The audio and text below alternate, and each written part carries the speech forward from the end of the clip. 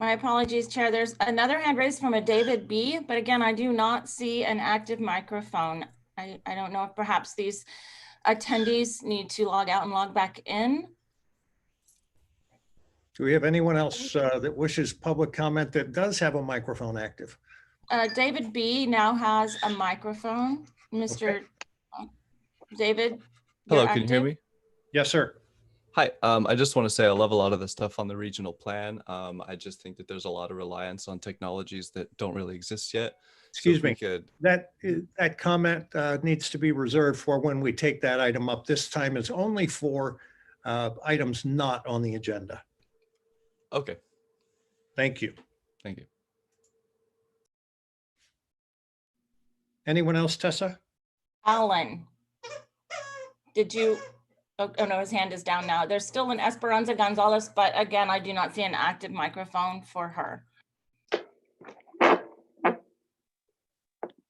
Okay, we will need to move on. If we can get these folks straightened out, we can take them in continued public comment at the end of the meeting. So hang in there, folks. Let's move on to item number 2 on consent. Mr. Chair? Yes, I'm sorry, I forgot member comment. I got so excited about moving on.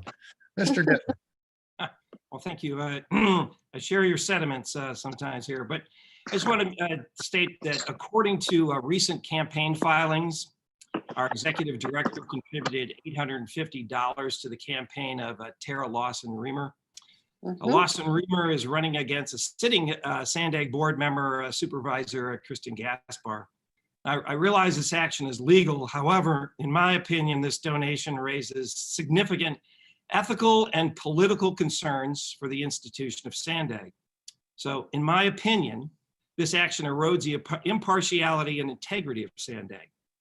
In February of this year, we made working relationships with board members a part of Hasan's job description so as to avoid unnecessary antagonism. So as required by Policy Board 4, I'll be presenting in writing to the chair a request to add an item to the executive committee for discussion of a possible action or maybe creation of a policy that restricts behavior that may infringe upon the reputation of the organization of Sandag. Thank you. Thank you, Supervisor. Do we have any other member comment?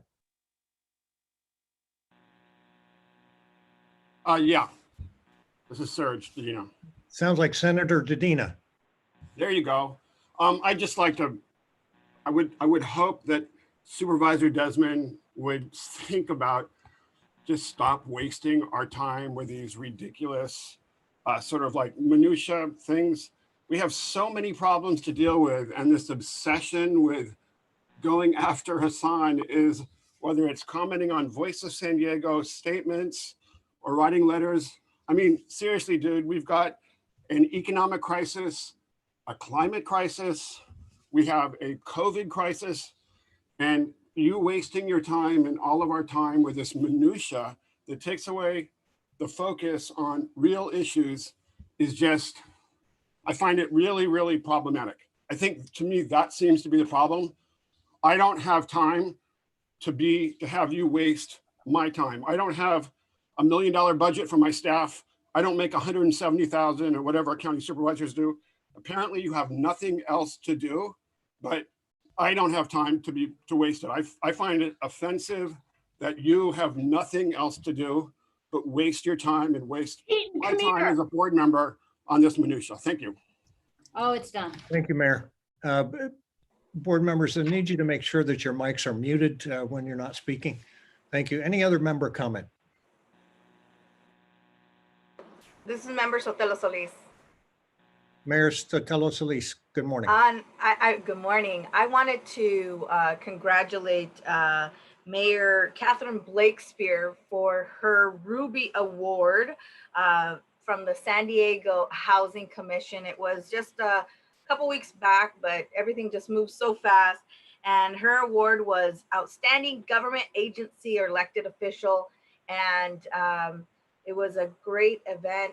Again, as we're so used to being around the chicken dinners and receptions, and people are really streamlining their events. And at that event. I was one of the nominees along with my colleagues of the City of National City. And Catherine, congratulations on your award from the San Diego Housing Federation for outstanding government agency or local elected official. So on a positive note, here we go. Thank you, Chair. Thanks, Mayor.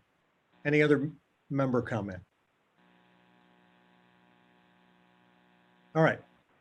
Now let's move on to item number 2 on the consent calendar. Tessa, do we have any public comment?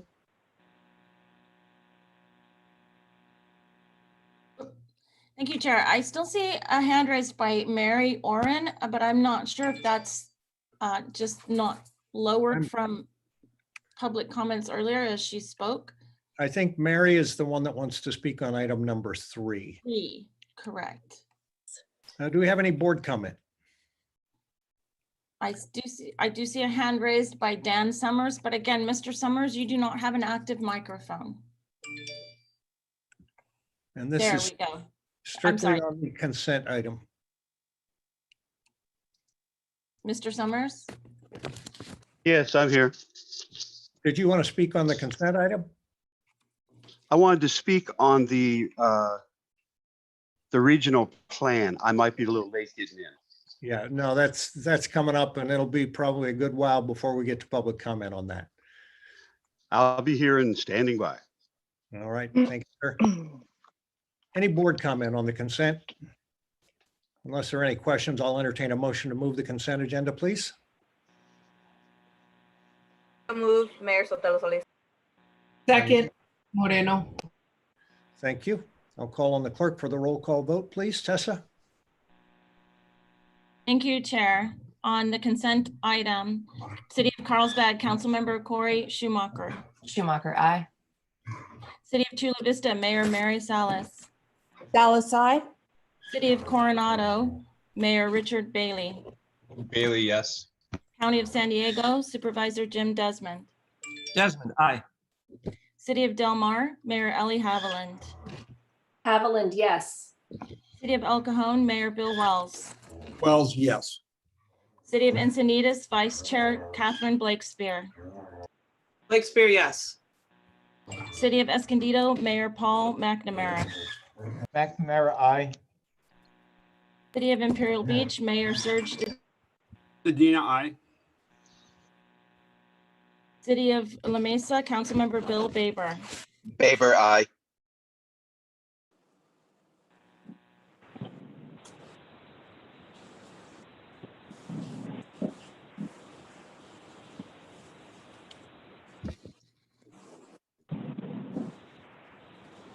Tessa, did you get me? I'm an aye. It's Bill. City of La Mesa, Councilmember Bill Baber. Aye. You are. City of Lemon Grove, Mayor Raquel Vasquez. Aye. City of National City, Mayor Alejandro Sotelo Solis. Sotelo Solis, aye. City of Oceanside, Deputy Mayor Jack. Feller, yes. City of Poway, Chair Steve Voss. Aye. Member Vivian Moreno. Moreno, yes. City of San Marcos, Mayor Rebecca Jones. Jones, yes. City of Santee, Mayor John Minto. Minto, aye. City of Solana Beach, Councilmember David Zito. Zito, yes. City of Vista, Mayor Judy Ritter. Ritter, yes.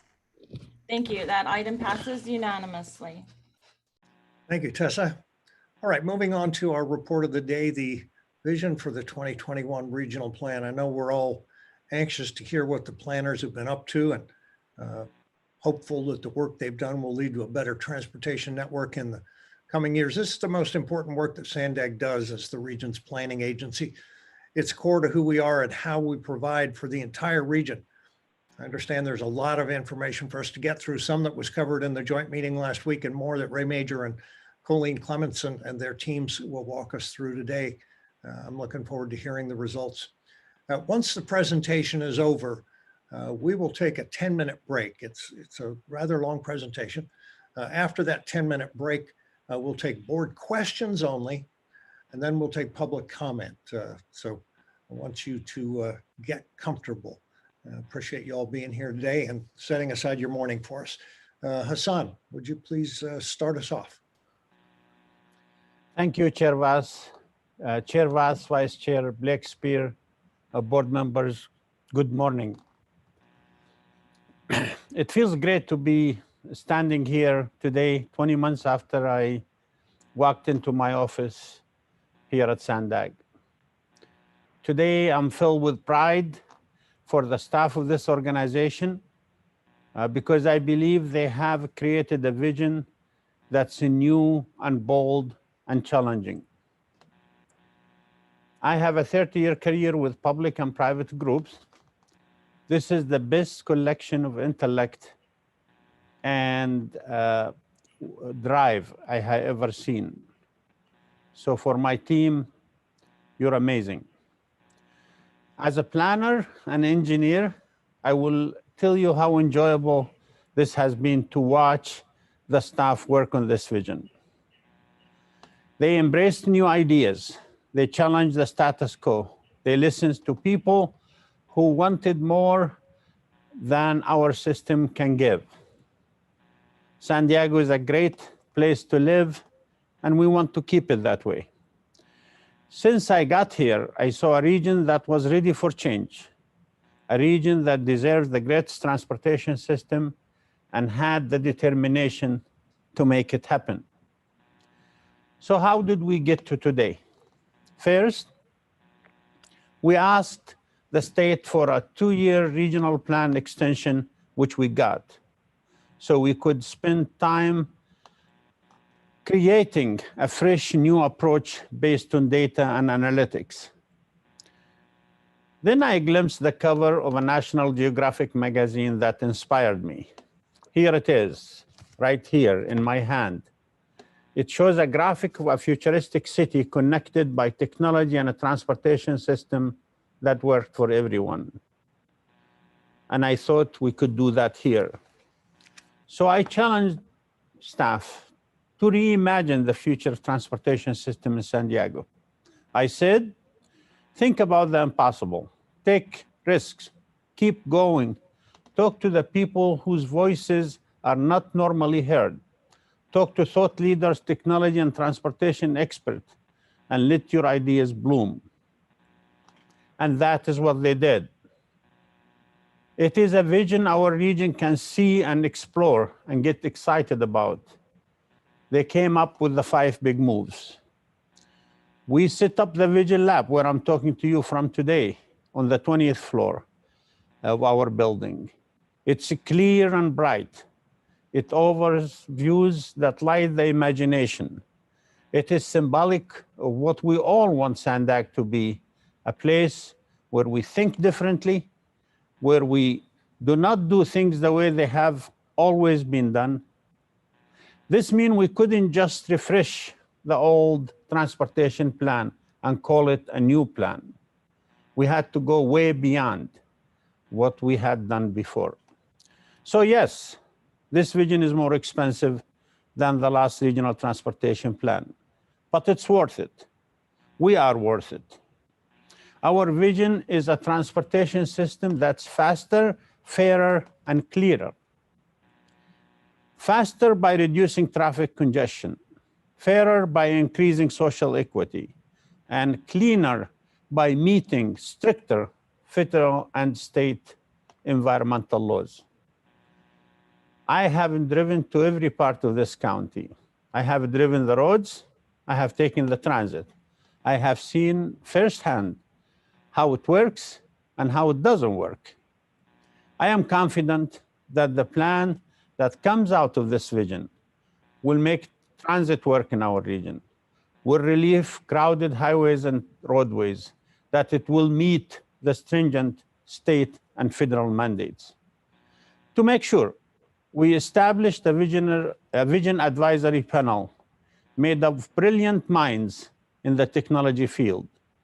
We interviewed residents and asked them what they need, asked them what their children and grandchildren might need. We mapped the employment center and the population center and figured out who was driving where and when. We checked and rechecked our work and our data.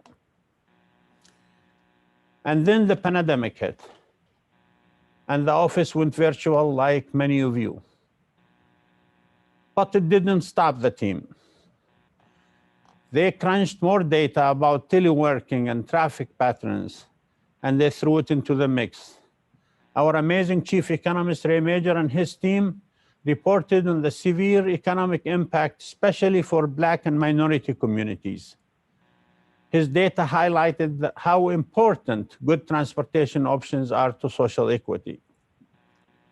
Multiple transportation options are the gateway to opportunity for many people.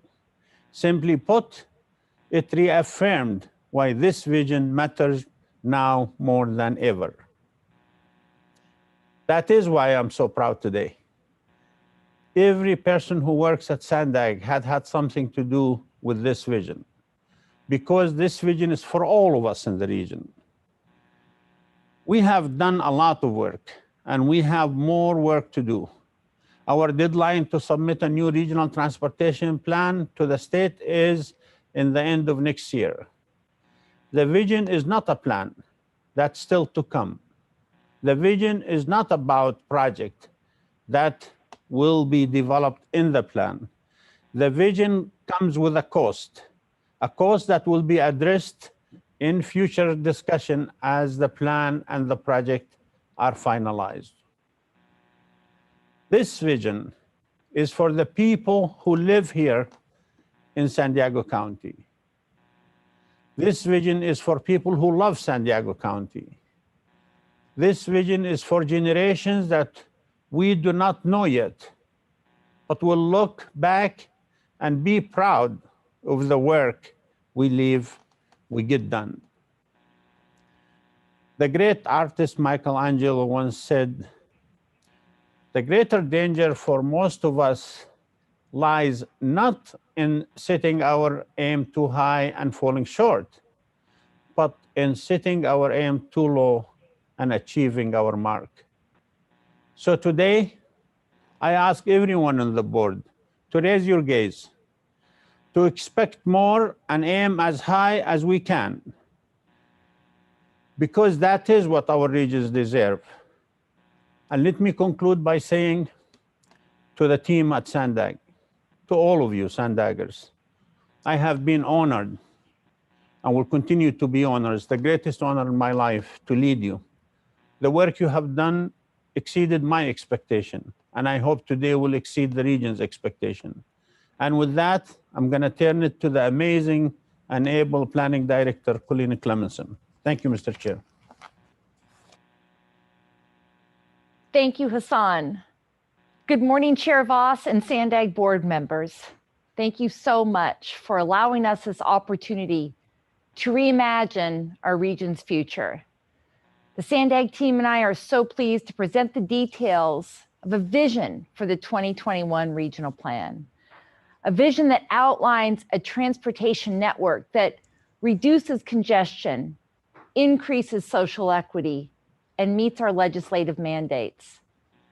Our planning team has spent the last 15 months poring through data, reviewing your suggestions, mountains of public input, researching the latest transportation innovations, and most importantly, applying the 5 big moves to reimagine our transportation future. We are here today to discuss the vision for the 2021 regional plan with you. This is not the plan, as Hasan said. It's a strategy to develop the plan. A vision built on previous direction provided by you, this board of directors, including the priorities you set last summer to continue work on the 5 big moves and prioritize work in corridors previously identified for funding, such as State Route 52, State Route 78, and State Route 67, among others. So today, the team will share the details and the process that has been used to develop this vision. We would have loved to have done this in person. It's been a long time and coming. But today, we are trying to do the best thing in substitution, and that is to present this from our Vision Lab. And as Hasan said, it's a bright location that allows us to enlighten our imagination about what's possible. Our chief economist and head of data and analytics, Ray Major, and I will wrap up our presentation today to bring all the pieces together for you. A lot has changed since we last updated you. When we first started this process, none of us could have imagined that today we would be in the midst of a worldwide pandemic. Over the last 5 months, the pandemic has turned into a real economic crisis in our region. It has caused suffering throughout the region, and it's created a lot of unknowns. We ask ourselves every day, how long is this pandemic going to last? How long will it take the economy to recover? When will people feel comfortable taking transit again? Well, we don't have the answers to any of these questions today. But here's what we do know. Things will get back to normal at some point. We will adapt. We will adapt just like we did after 9/11, after the Great Recession, and after the Spanish flu. However, there are some things that won't change very much at all. For instance, the layout of the region. It's basically set. 90% of what is here now will be here in the foreseeable future. Our major residential areas, the schools, the universities, job centers like Sereno Valley, Kearney Mesa, Palomar Airport Road, they will still all be around. As this pandemic progressed, we collected data which indicated that more people may telecommute after the pandemic ends. But only about a third of the jobs are really telecommutable. And people will still need to travel. People will still need to run errands, take their kids to school, go see their families, go to health appointments, shop, just go out and have fun. In preparing this vision, there were 3 major challenges that we needed to solve for: traffic congestion, social equity, and meeting our legislative mandates. If we are going to solve these problems, we must fundamentally rethink how we're going to address the transportation system. The first problem is traffic congestion. This is a long-standing issue throughout the county, and we're very aware of it. Our roadways are unorganized and inefficient. We have multiple users, semi-tractor trailers, trash trucks, buses, cars making short trips, cars making long trips, all competing for the same lanes. But this problem can't be solved by simply adding lanes. Multiple studies have shown that adding lanes actually increases traffic volume. The new capacity on the highway is quickly absorbed by latent and induced demand within a matter of months. Traffic will increase, traffic jams return, and the speeds diminish to where they were before. And all we've done is create more VMT. This is why we have to find a new way to leverage the tremendous investment that we've already made in our existing transportation network. We also need to address inequity in the transportation system as it relates to communities of concern. We're talking about areas of low income, minority, and senior populations. The first map shows the concentration of minorities.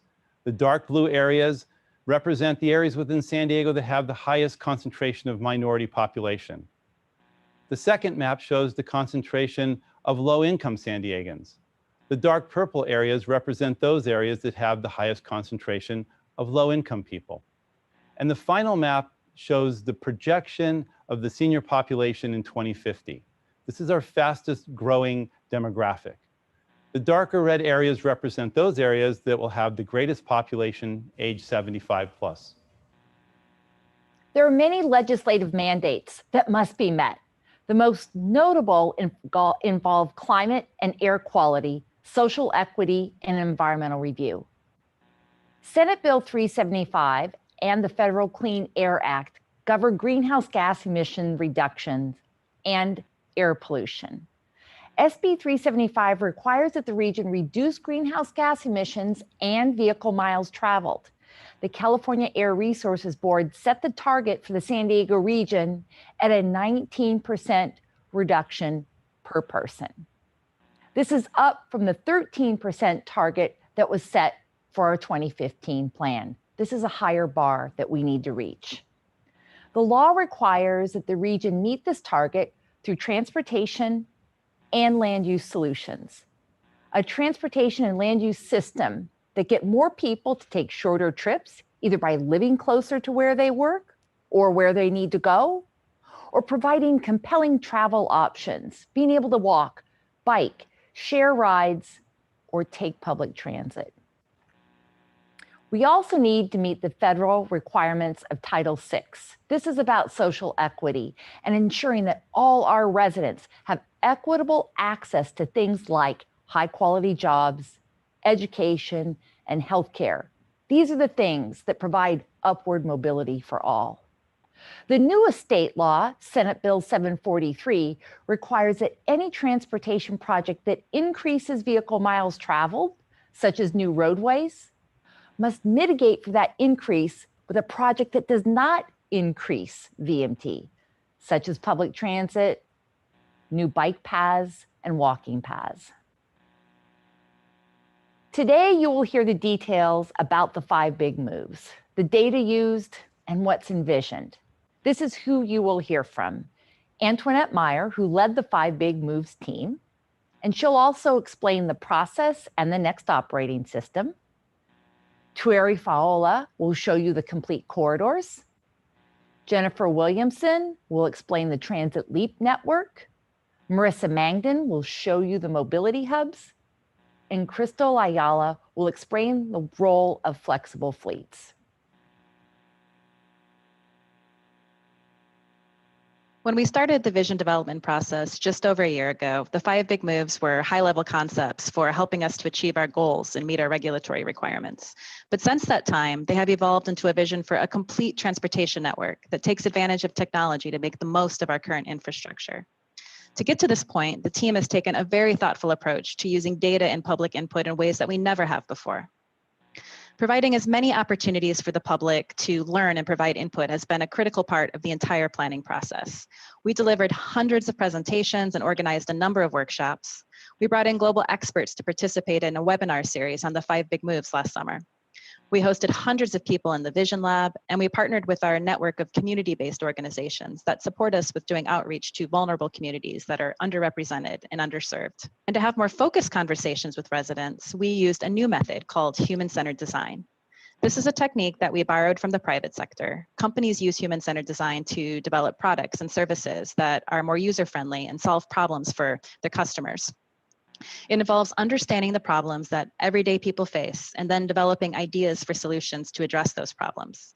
We used human-centered design to understand transportation challenges and then to test solutions with a diverse cross-section of residents from across the region. Rather than a one-time event, we were able to have ongoing conversations with people who may not normally participate in the planning process. If you're interested in hearing directly from some of these residents who participated, we have a video that features interviews on the San Diego Forward website. So through all of our outreach, some themes have emerged. And while these themes aren't new information, they really confirm what we've been hearing from the public for many years. We heard a lot about transit and how it doesn't work particularly well for most people today. And that includes the people who rely on public transit for their everyday transportation needs. People would like to use transit right now, but they don't feel comfortable. It's not fast, it's not frequent enough. It doesn't operate when they need it, or it doesn't make the connections that they want to make. We also heard about the challenges associated with the lack of school bus service. Transporting kids to school complicates commutes for parents, and it's particularly difficult for families that don't have access to a vehicle. It also creates serious traffic congestion and unsafe conditions around schools. And speaking of safety, safety related to active transportation was a common theme. Many people enjoy riding a bike or scooter, but they are fearful of riding on roads with cars. Distracted driving has made people feel even more vulnerable, and they want dedicated infrastructure that is separate from cars. People plan their lives around traffic, and they avoid certain areas altogether. Saving time is important for everyone because nobody wants to give up time with their families or doing the things that they love because of long and stressful commutes. And everyone, including those who prefer the privacy of their own car, want transportation to be easy, to be comfortable and reliable. Because we're planning for the future and technology is evolving incredibly quickly, we assembled a panel of experts to provide input on how technology could be applied to the transportation system to help us meet our goals. Our vision advisory panel consisted of 11 Southern California industry leaders representing sectors like wireless communications and connected and autonomous vehicles and new mobility services. The panel provided insights into how technology and the better use of data could make our transportation system more adaptable and resilient to future disruptions. They also provided input on how the business model for transportation is changing and how the private sector will play a larger role in the future. Partnering with industry could even accelerate some of our projects or bring down project costs. All of this input has helped us to shape the 5 big move concepts and really demonstrate the possibilities for a future transportation system that provides a better experience for everyone, regardless of how they choose to get around. This illustration demonstrates how a typical highway corridor could be completely transformed into a complete corridor that accommodates all modes and leverages technology to make the most of the existing infrastructure. Advancements in charging infrastructure could allow for inductive charging to be embedded in our roadways, accelerating the transition to clean and electric vehicles. A full range of transit leap services are integrated with dedicated space on highways and local roads so they can offer fast and reliable service. Similarly, the full range of flexible fleets are accommodated with safe space for people biking and using micromobility and HOV lanes that make rideshare and microtransit more competitive and compelling. And the next OS is working behind the scenes to operate the system, managing how lanes are used depending upon demands. At certain hours of the day, a lane could be dedicated to freight or transit, or if there's an incident, the lane could be restricted to emergency vehicles. Managing the system in this way really minimizes those stop and go conditions that contribute to vehicle emissions and congestion. Mobility hubs, they come in all shape and sizes. This is a very urban example, but regardless of size, mobility hubs are complete communities with a variety of transportation choices that come together, and it's safe and easy to get around. Mobility hubs are anchored by transit leap services, and they offer amenities that make taking transit easy and enjoyable. In addition to these extensive public input and private sector input, we used a range of empirical data to inform the planning process. This included employment and demographic data, and census data, survey data, and anonymous cell phone data collected from cell phones. All of this data helped the team visualize prominent travel patterns and really understand those critical connections that people need to make and where gaps might exist in the transportation system today. We started by analyzing work trips, which tend to be the most predictable and cause the greatest peak period congestion and delay. In fact, 1/3 of all trips in our region are work-related. The map on the left shows where people live. The darker the color, the more people living in that particular area. And the map on the right shows our region's largest employment centers. These are our Tier 1 and Tier 2 employment centers. And combined, they make up more than 40% of all of the non-military jobs in the region. We then use census data to make those connections between where people live and where they work. The blue dots on both of these maps represent those major employment centers, and the lines in the map on the left show just how many people from all over the region are coming to these employment centers to access jobs every day. This is a lot of lines though, so to simplify, in the map on the right, we group some of those lines together so you can visualize where the largest concentration of commute trips occur. Work trips only tell part of the story though, and there are a lot of other transportation needs that people have. So we used anonymous cell phone data to do the same type of origin and destination analysis for non-work trips. A lot of people cross the border each day, so we looked at trips coming from the border region, and in the map on the left, you can see where those trips are headed. Our parks and our beaches are popular destinations for residents and visitors alike. The map on the right demonstrates trips to Balboa Park and Mission Bay. People access these recreational areas from all over the region and beyond. Our military bases are major regional employment centers that attract thousands of workers each day. And in the map on the left, you can see all of the trips coming into the bases in the region. When we started to look at all of these trips combined, you can really start to see that the majority of trips are in the western third of the region, and a significant number of trips are traversing along those north and south corridors. Seeing the data in this way really helped the planning team to have a network perspective and identify a broad set of system-wide improvements as opposed to isolated projects that focus on a specific bottleneck. We also looked at demographic data to assess how equitable our transportation system is. A few weeks ago, I presented on what we've been learning from COVID, and one of the key findings that I shared was that low-income and minority workers are more likely to be essential workers who rely on public transportation. Today, only 7% of low-income residents have access to fast and frequent transit in this region. 20% of transit riders don't have a vehicle available, and they spend twice as long commuting via transit as people who drive to work. 10% of the population has a disability, and many disabled people have special transportation needs, and we've heard that those needs aren't being fully met today. And our population is aging. 13% of the region's residents will be 75 years or older in 2050. So we need to be planning now for a transportation system that will keep seniors active and mobile and connected to their communities and services. We also considered environmental factors. Transportation is the largest contributor to greenhouse gas emissions that lead to climate change. If we do nothing, temperatures and the sea level will continue to rise, and we will be at a greater risk for devastating fires and floods. It can't be said enough that a lot of data was used throughout this planning process.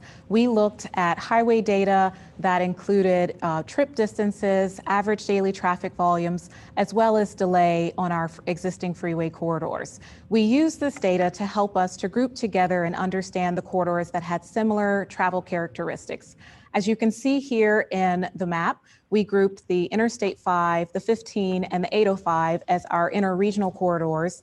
These corridors typically have the longest travel along these corridors, as well as they account for approximately 2/3 of our freeways vehicles mile travel, or otherwise known as VMT, and delay.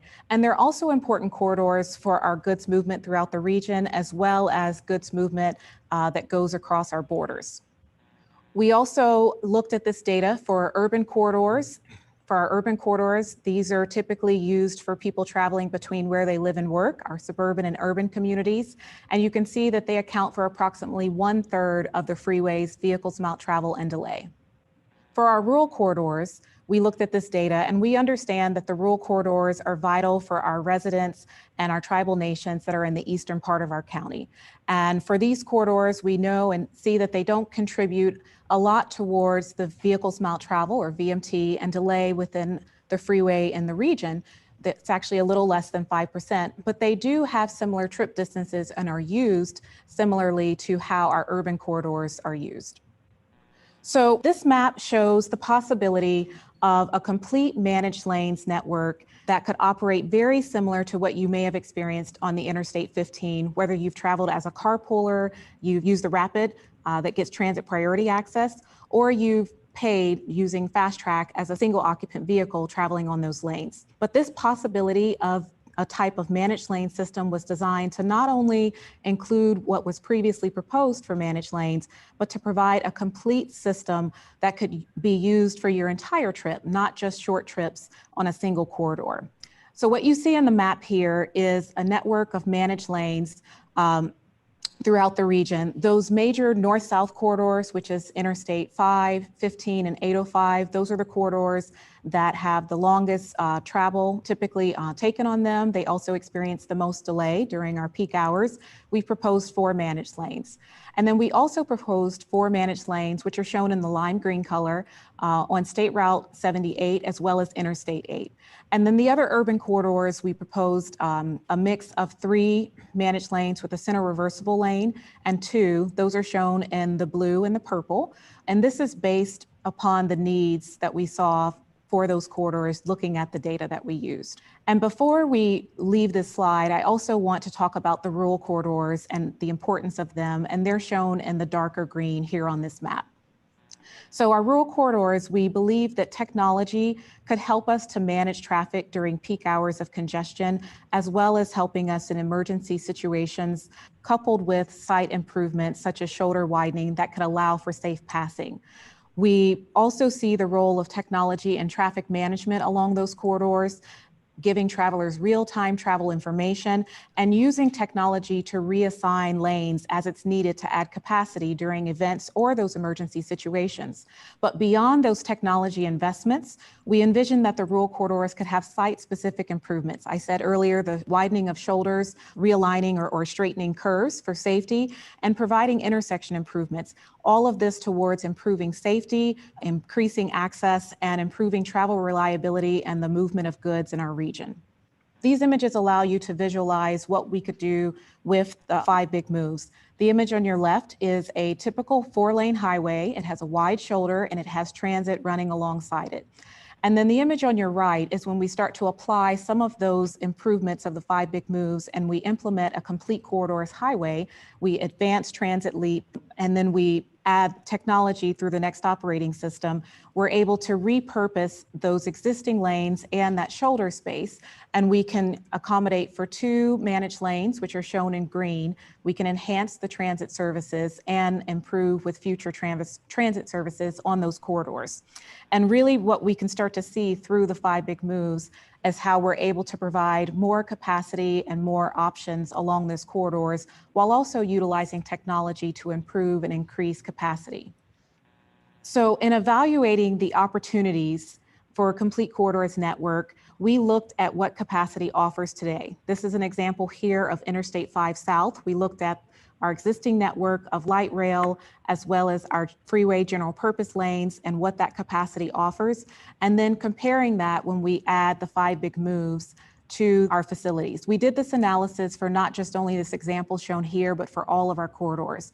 But when we apply the complete corridors highway concept, we advance transit leap, and we implement the next operating system technology, you can really see that we have the ability to potentially increase capacity of up to 220% on this corridor, and as demand increases over time. And what we saw when we applied this analysis to this corridor and others was very similar, or sometimes even better capacity improvements. But what it really tells us is that when we implement the 5 big moves, we really have an opportunity to increase capacity on our existing freeways without necessarily expanding the physical footprint of them, but we also are able to give people more choices and options.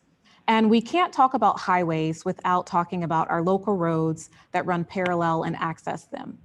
In this image, you can envision what a complete corridor could look like at the local street level. You can see that we have an opportunity to really redesign our streets using existing infrastructure supported by technology, allowing us to really increase safety and increase capacity on our roads. Again, technology would play a large role for the local roads. We can use technology to help us manage the lanes, to prioritize transit. And you can also see in the color shown on the curbs that it would allow us to manage how pickup and drop-offs are done and improve that experience, as well as urban goods delivery. And through the implementation of the 5 big moves, we could accommodate for active transportation or other micromobility and provide them a dedicated and safe space.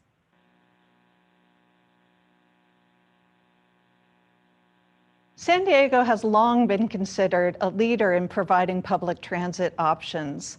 However, we've heard from a lot of our residents that transit only works for a few people. For most people, the only viable option is to drive in rush hour traffic. We've developed the Transit Leap network to resolve many of these issues and provide an alternative to the automobile. One of our first steps in developing a transit network is to design it around the service types that we're planning for. Our first service is the commuter rail service.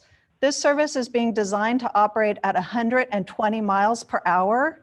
It's being designed to operate on bridges and in tunnels.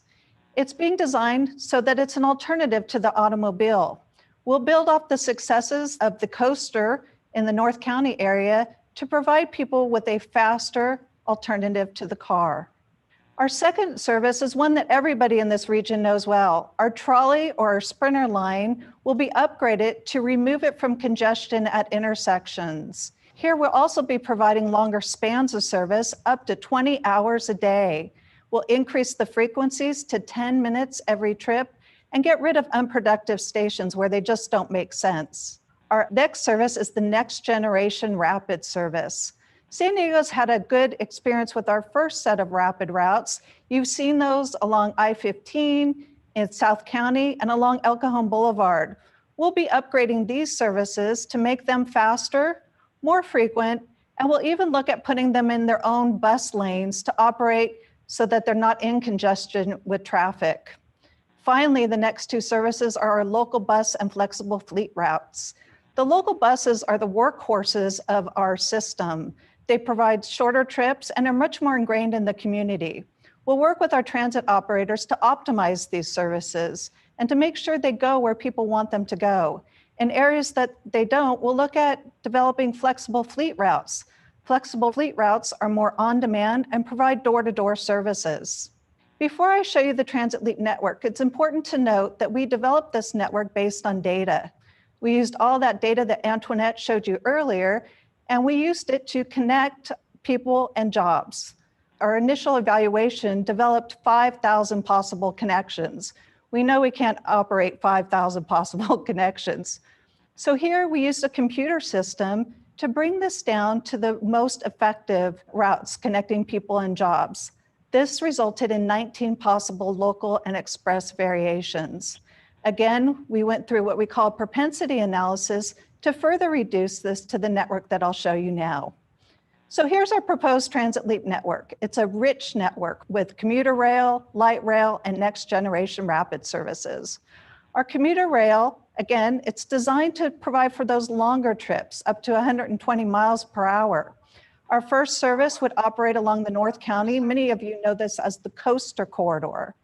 This would provide service up to 120 miles per hour. What we'd do here is we'd take that route off of the cliffs in Del Mar and bring it to the heart of Sorrento Valley. We would bring it down to the proposed Central Mobility Hub, connect it to downtown San Diego, and then down through the South County to connect to the 3 border crossings. Our next route is something that is a line that people refer to as the Purple Line. The Purple Line would travel in the same north-south connection. We'd divert it to our urban communities in North Park, Mission Valley, and connect it to our job centers in Kearny Mesa and Sorrento Valley before continuing it northbound. Our next line is one that travels from our denser areas of El Cajon across Mission Valley into our urban areas of City Heights, North Park, and again connected to the proposed Central Mobility Hub and downtown San Diego. Next, we'll layer on our light rail system. And as I said, we'll take this out of congestion. We'll remove it at intersections with conflict from the cars and provide longer spans of service and more frequent service.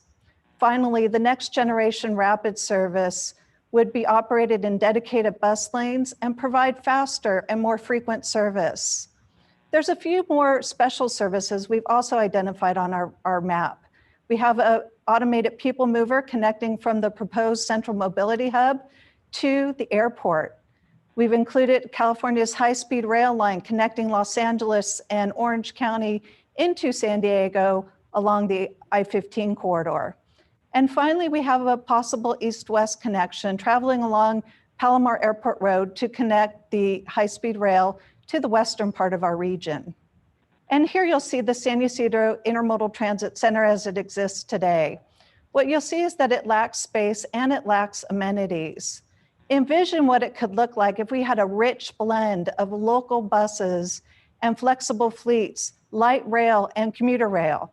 Again, you'll see the existing light rail center, the Intermodal Transit Center today. Envision again what it could look like if we provided a rich network of commuter rail and light rail and high intensity land uses. Finally, we had to evaluate how the Transit Leap network would perform against the transportation system of today. Today, just 5% of people and jobs are within 10 minutes of fast and frequent transit. With the Transit Leap network, this could increase to 55%. Today, only 8% of the population has access to longer service hours. Again, we heard from our residents that they need service up to 20 hours a day. With the Transit Leap network, this could increase to 60%. Finally, we needed to evaluate how the system works for our communities of concern. Low-income residents, today, only 7% of our low-income residents have access to fast and frequent transit service. With our Transit Leap network, this number could increase to 59%.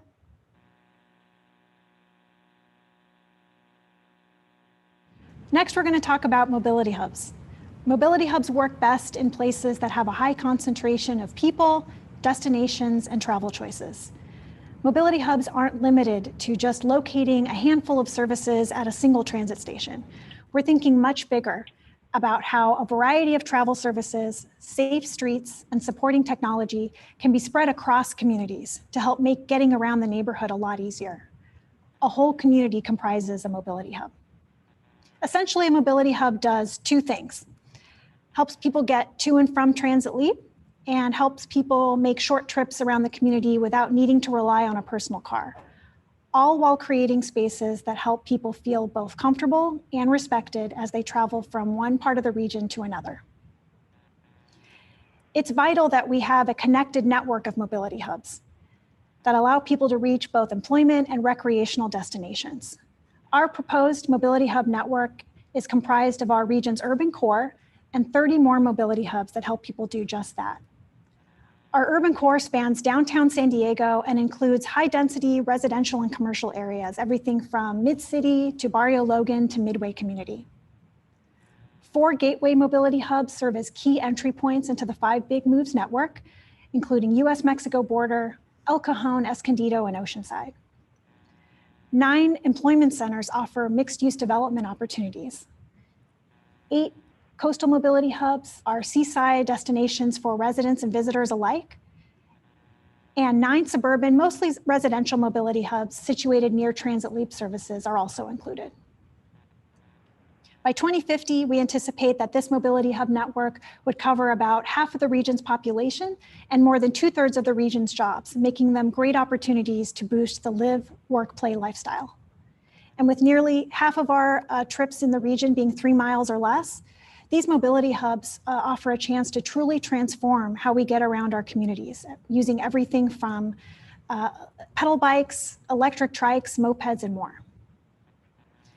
It's also really important to gauge how well these mobility hubs cover our communities of concern. By 2050, we anticipate that more than 60% of all low-income households could be located in a mobility hub, as shown in the map on the left. The map in the middle shows how more than half of all minority residents could be living in a hub by 2050. And the map on the right shows how half of seniors 75 and older could be living in a mobility hub by 2050. Let's take a closer look at 2 potential mobility hubs. On the west end of the urban core, a central mobility hub could offer regional transit connections like we've never seen before, allowing people to get to work, access air travel, or have a fun night out. I-5 would no longer divide the uptown community from Midway, since there'd be a lot of different options to get to Central Mobility Hub. And an automated people mover connection to the airport could offer fast and frequent service. Just imagine what it could be like to have our own Grand Central-like experience. Chic architectural design, a wide variety of shopping and dining establishments featuring some local businesses, or just a fun place to meet up with family and friends. Lower levels of the hub would offer access to commuter rail, light rail, and that automated people mover. Wayfinding that's clear and intuitive makes navigating the hub a breeze. Real-time travel information reminiscent of world-class airports helps keep everyone on time to catch their next train. And interactive travel kiosks and Wi-Fi ensure everyone is connected at all times. Let's head on up the coast to Oceanside, which has long served as a welcome point in the region for anyone traveling south from LA. We can reimagine what the Oceanside Transit Center platform could be if we apply the mobility hub concept here. Wi-Fi and mobile device charging ports and public art would help make the waiting experience comfortable, more convenient. Dockless bike share corrals help keep the platform clutter-free. Parcel delivery lockers and mobile retail services help you complete that errand while you're going to and from the train. And all of these types of services and amenities would complement the redevelopment that Oceanside Transit Center is going to experience over the next few years. Moving east to Mission at Nevada Street, we can see how a lot of these hub services and amenities expand far beyond the station to help make getting around this gateway mobility hub very easy. Autonomous shuttles, a shared fleet of mopeds, wide sidewalks, electric vehicle charging, and mixed-use development would really help bring this gateway mobility hub to life while complementing some of the complete streets improvements that the city's already implemented. Any visitor would feel at home knowing how easy it is to get around this mobility hub with a lot of these services and amenities available. The diverse suite of services concentrated in mobility hubs are at the center of the flexible fleet strategy, which envisions providing shared, electric, and on-demand services that provide new and affordable ways of moving around the region. And because these services are enabled by technology, it means that they can easily adapt to new environments and changing conditions. It's this convenience and flexibility that allows people to imagine how you might use these services to move around the region without relying on a car. Our case study research helped us to identify 5 flexible fleet service types. Micromobility includes low occupancy, low speed devices like bikes and scooters that are generally best suited for short trips. Ride-hail services like Uber and Lyft let you request a ride from a driver in real time, or if you prefer to drive yourself, you can use a car share vehicle as a short-term rental. And rideshare services like carpool, vanpool, and pooled ride-hailing like Uber Pool or Lyft Shared provides trips to people headed in the same direction. Microtransit uses on-demand shuttles to provide shared trips from door to door. And in recent years, and in particular in the past few months, we've seen a huge shift to online retail and online delivery. Last mile delivery uses new approaches like e-bikes, drones, and delivery bots to help make those efficient deliveries to our homes while reducing freight congestion on our local roads. Because the majority of flexible fleet services are operated in partnership with the private sector, we also conducted interviews with flexible fleet providers to help us provide some insight and augment our case study research.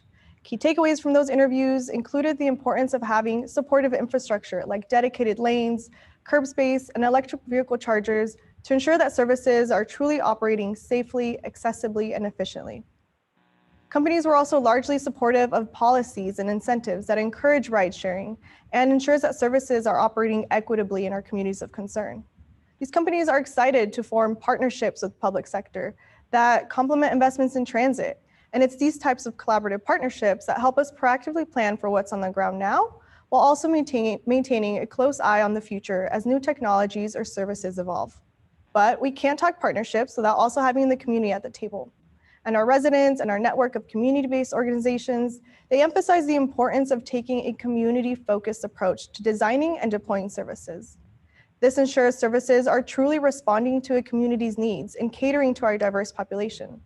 This means designing services that provide affordable options for low-income households, provides accessible vehicles for seniors and people with disabilities, and also creates choices for people without smartphones or credit cards to also easily access these services. Because of the diversity in service types and vehicles, flexible fleets can really operate everywhere in the region. In our mobility hub network, you'd likely find a wide variety of flexible fleets, providing those connections to transit and serving those short trips within a neighborhood. And outside of our mobility hub network, flexible fleets play an equally important role by providing more travel options. Services like rideshare and microtransit could thrive in suburban and rural environments. In fact, vanpool is a great example of a service that has long provided a reliable transportation option in less urban areas. Drones could make deliveries to our rural communities, and microtransit would even be a viable alternative in rural villages and tribal areas by transitioning underutilized local buses to smaller on-demand fleets. Now let's take a look at how these flexible fleets could operate in an employment mobility hub. Serrano Valley is the region's largest employment center with about 129,000 employees headed here on a daily basis. Before COVID-19, that meant that almost half of the vehicles on I-5 during the morning commute were destined to this job center. And those who ride the coaster into this area lack connections that take them from the station to their desk. With this regional vision, commuters would now have a new high-speed option with commuter rail, freeing up space on the highways for other drivers and freight vehicles. And flexible fleets of all sizes could provide students, visitors, and employees with direct access to all of the great opportunities that Serrano Valley has to offer. In the heart of Serrano Valley, Rio Mesa Boulevard is an important road that connects this job center to the adjacent communities in Rio Mesa and beyond. Now imagine this employment center revitalized.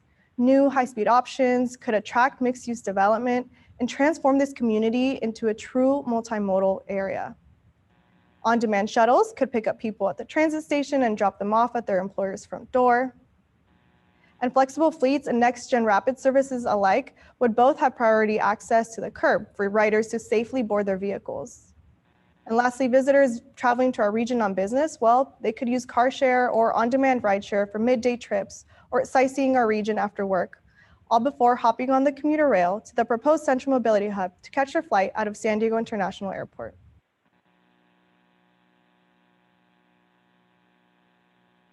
So the last of the 5 big moves is the technology that makes the entire transportation system operate smoothly. It's what we call the next operating system, or the Next OS. The Next OS is a secure digital platform that uses data from a variety of public and private transportation sources to manage the system and to provide people with new applications and tools. For people traveling around the region, the Next OS offers tools for trip planning and booking and payment across any mode with your smartphone, or even public kiosks for people who don't use smartphones. Transportation service operators like our transit agencies and freight operators will have real-time insight into how their fleets are operating and the ability to optimize routing and their services in almost real time.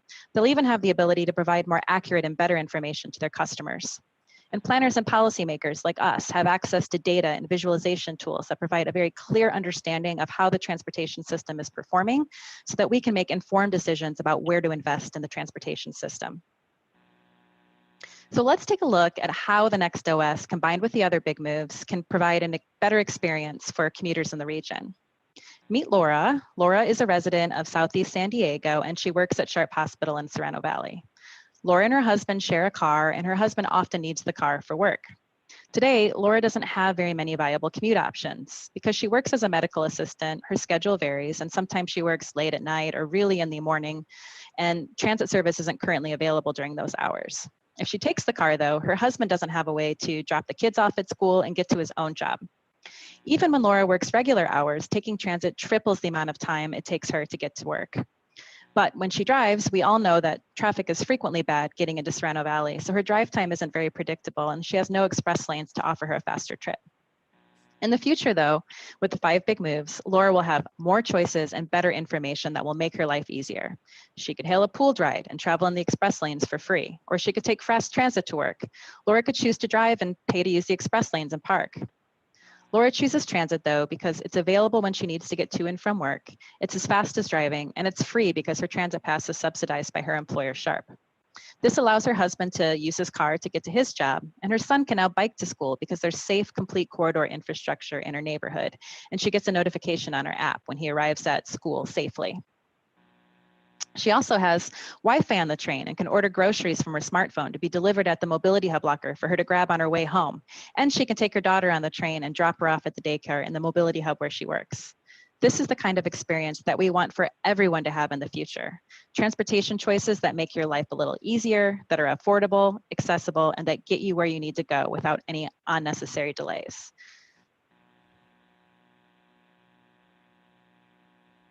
Thank you, team. You've heard the details of the 5 big moves. The 5 big moves are interreliant strategies that cannot stand independently. Linked together, they enhance each other and overcome shortcomings of each.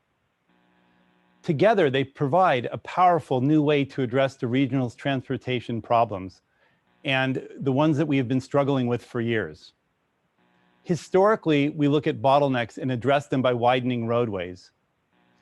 We added transit where possible, hoping that people would use it. So what's different this time around? Since the last plan was developed, we have access to much better and much more detailed data that we've used in the planning process. And technology has matured to a point where it now allows us to provide a wider range of travel options to better manage the system. When we say transit doesn't work, we mean that transit is not a compelling alternative. There are many reasons for this, but primarily it's because transit rarely gets you within walking distance of where you want to go. Flexible fleets solve that problem. They provide the last mile connection. They vastly increase the number of people who could use transit as a viable commuting option. Mobility hubs allow us to focus on housing and jobs in key areas and help us accomplish a couple of things. We can shorten discretionary trips, reducing VMT, and we can concentrate areas where people could conveniently pick up a flexible fleet vehicle for short trips or for that last mile home. And for transit to be competitive with the automobile, it needs to be fast. The complete corridor strategy allows us to use technology to organize and manage the current infrastructure and to streamline traffic into a more manageable arrangement. Furthermore, to be fast, transit needs to be separated from vehicle traffic, either above ground, underground, or in dedicated lanes. This is what we call transit leap. But the glue that really holds this all together is technology. And we call that the next operating system. It allows us to optimize the overall system. It allows us to connect vehicles. It allows us to coordinate traffic signals by providing real-time information. And this is technology that was not mature a decade ago. But this type of technology will dominate the future of transportation. Together, the 5 big moves are 5 interdependent strategies. When used in conjunction with each other, they give us a real shot at solving our transportation problems. That is what is so brilliant about this vision. This is an example of how we re-envision the transportation system in our region. On the left is a solution from the 2015 plan. It uses the tools that we had at our disposal at the time. The blue dots represent where people live. The green areas are the employment centers many people are trying to get to. The plan calls for 1 managed lane in each direction and improvements to speed up the Sprinter service. On the right is a solution using the 5 big moves proposed in the vision that you heard today. Complete corridors, connect managed lanes and other major freeways, and improvements on local streets are enhanced by technology. High-speed commuter rail, light rail, and next-gen rapid provide a compelling alternative to the automobile. Mobility hubs, along with flexible fleets, provide more opportunities for biking and walking and offer critical last-mile connections to the majority of the residents in the area. Here again are the communities of concern. When we layer the 5 big moves on top of it, what you can see is that they become connected. So what's this type of investment going to cost? Based upon our latest estimates, we believe that the cost of the new vision, once turned into a written plan, is about $177 billion in 2020 dollars. By comparison, the plan adopted by the Board of Directors in 2019 is a $128 billion investment. And the 2015 plan was approximately $130 billion. We realize that this is a lot of money. It's a big investment, and therefore it deserves discussion and debate. The vision for the 2021 regional plan is a long-term investment in the region's future. And as we've shared with you, developed using data and analysis and input from you and the public. The vision would create a regional transportation network that's fast, fair, and clean. The plan would run through 2050, but the investment will last for generations of San Diegans. With a fully connected network of managed lanes on our highway system, improvements on our rural roadways to ensure safe and equitable access to meeting daily needs, a state-of-the-art high-speed transit system that provides a compelling option to driving, one that's convenient and safe and affordable and connects people to where they need and want to go. A network of mobility hubs, centers of our communities that provide access to high-speed transit and multiple travel options. A deployment of flexible fleets to provide options for how we make short trips within our communities and how we get to and from mobility hubs. This can be a true alternative to owning a car. And then the technology to ensure that we make the most of our current and future investments. I am so proud to call San Diego home, as I'm sure all of you are too. I hear you board members talk every meeting about the things that you love about this region. And I think we all know it's amazing for so many reasons.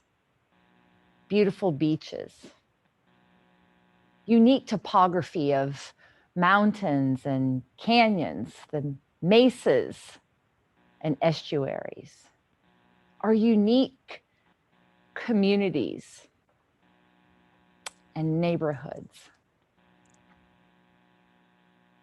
Mission Bay and San Diego Bay are vibrant international border, such an important part of who we are. A cultural history with our region's Native Americans who've called this beautiful region home for 12,000 years.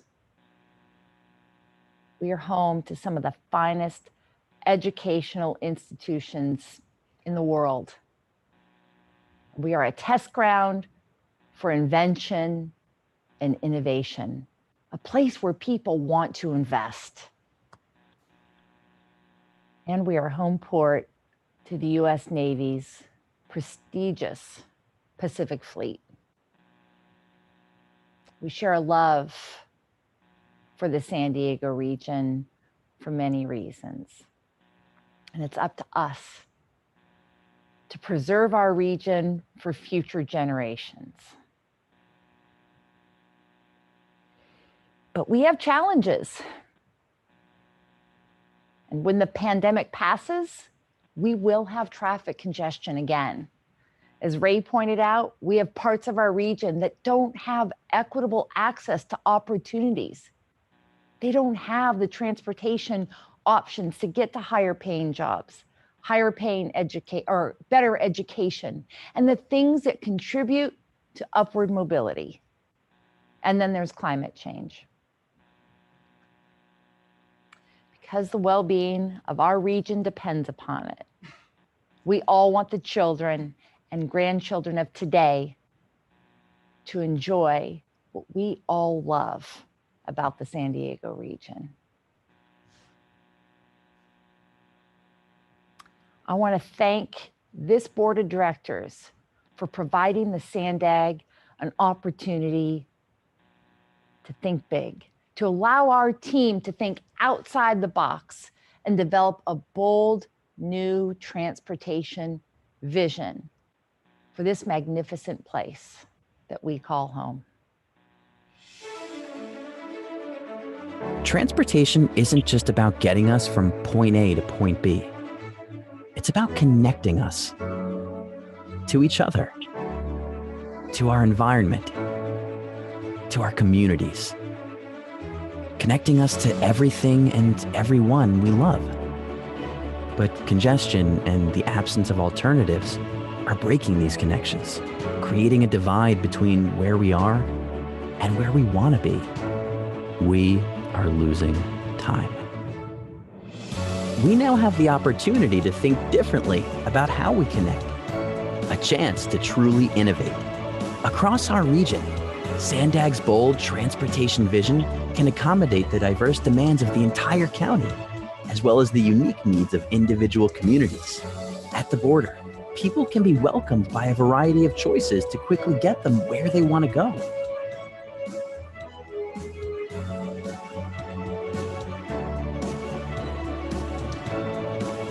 Roadways can be reimagined to balance space between cars and other ways of travel, and shift based on demand.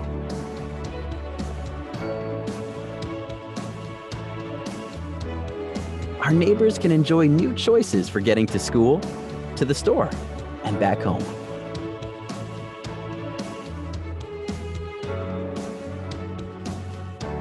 Businesses can move goods more efficiently, while employees can enjoy smart alternatives to the daily commute. From the edges to its center, our region can be more connected.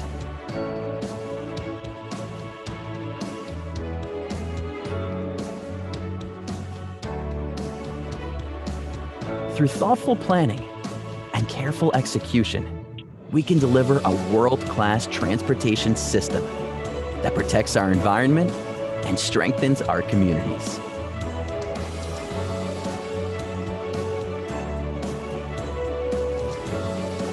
The regional plan may be counted in dollars or miles, but its success will be measured in time.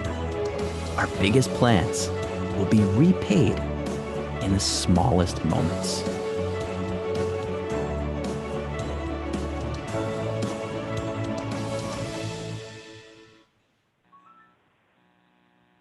Mr. Chairman, members of the Sandag Board of Directors, that concludes our presentation today. Thank you. Thank you very much. Thank you, Coleen, and the rest of the team. It's clear that staff has put a lot of time and effort into the presentation. We're going to go ahead now and take the quick 10-minute break that we talked about. It's 10:20. When we come back, we'll start with clarifying and/or technical questions from the board, questions only. And after that, we'll go to public comment and then board discussion. So it's 10:20. Please don't log off. Just mute your microphone, turn off your camera, don't log off so you don't have to log back in. We'll see you back here at 10:30.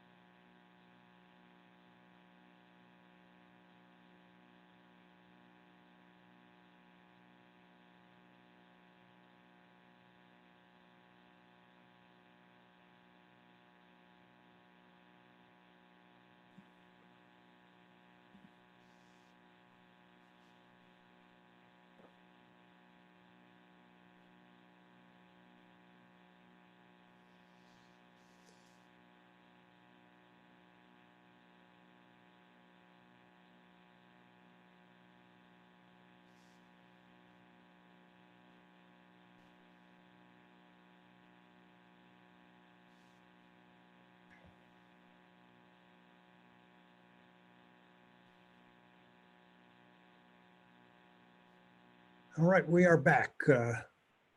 Tessa, how are we doing on quorum? Thank you, Chair. We have maintained a quorum. Outstanding. So first, we're going to start with board questions. That's questions only. Hold your commentary for afterwards.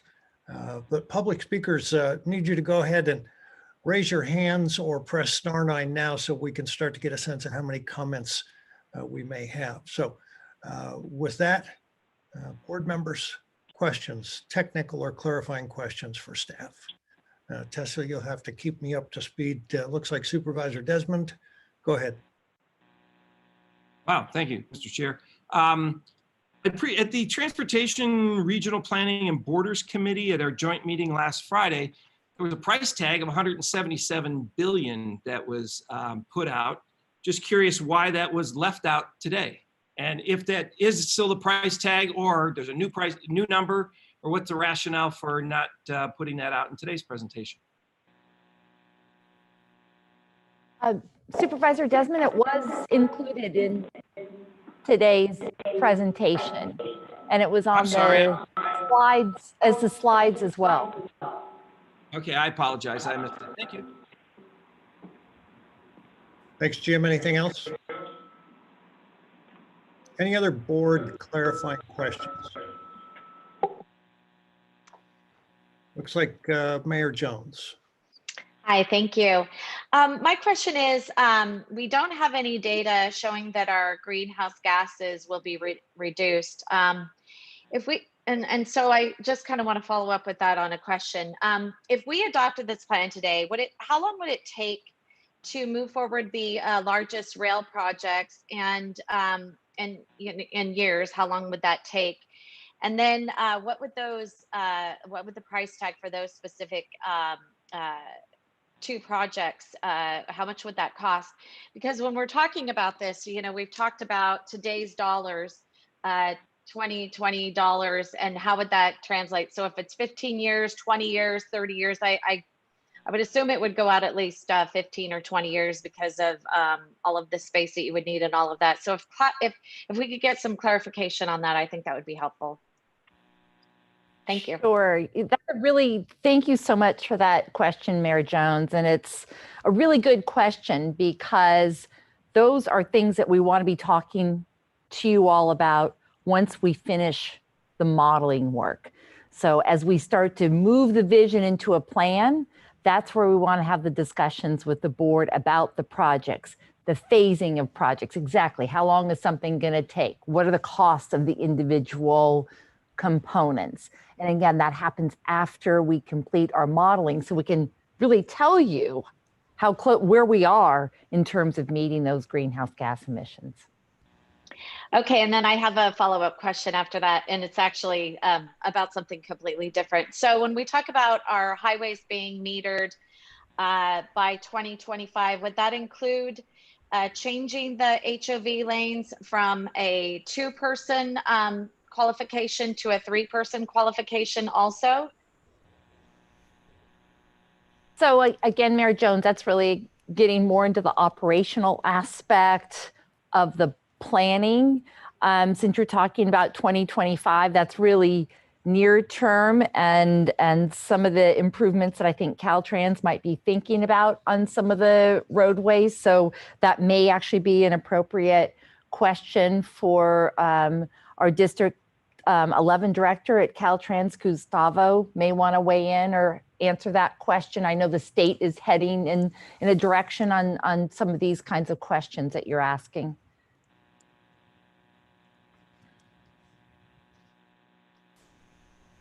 I could follow up with him. Thank you.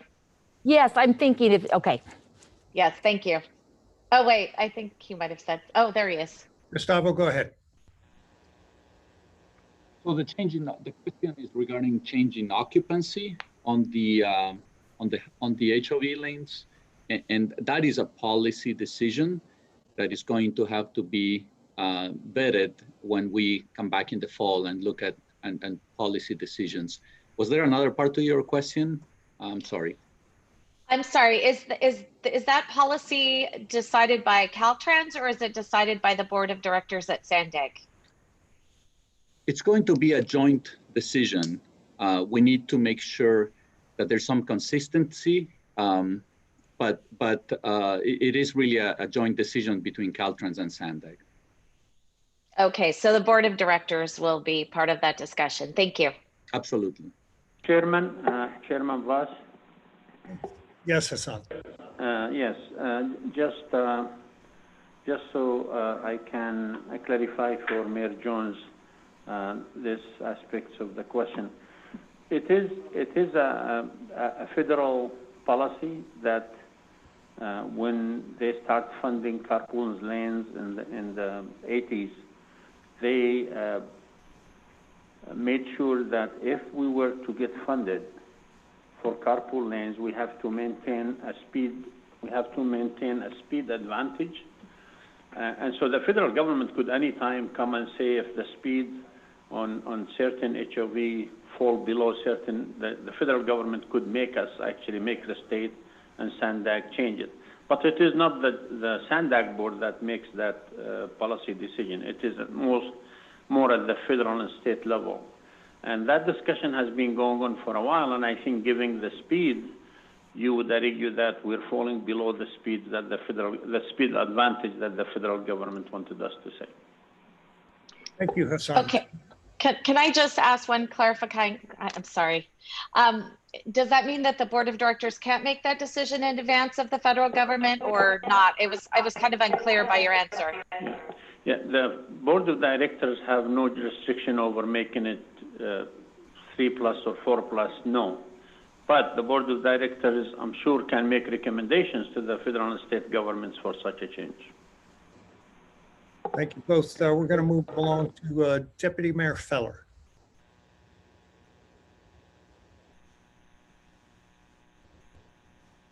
Am I unmuted? You are now. Okay, thank you. There was a slide towards the end that indicated our budget in 2015 was more than it is the budget that we had. Was that, I'm wondering what that was due to. It said it was 130 in 2015. Yes, so thank you, Deputy Mayor, for that question. Good eye, good eye. The $2 billion difference is that there were projects in the 2015 plan that were completed prior to the 2019 plan. So for example, the South Bay Rapid project was completed. There are others as well. And so that added up to about $2 billion. And that's why you saw the difference in the 130 to the 128 billion for those two plans. Good eye. Where does the trolley fit in that? The Mid-Coast project? Is that in our 128, 2019? I would have to check that for you. Okay, I just, I just can't imagine. Well, never mind. I'll listen for more. Thank you. Thank you, okay. Council President Gomez. Good morning. Thank you, Chair. And I want to start by acknowledging the work that staff has been doing to get us to this point.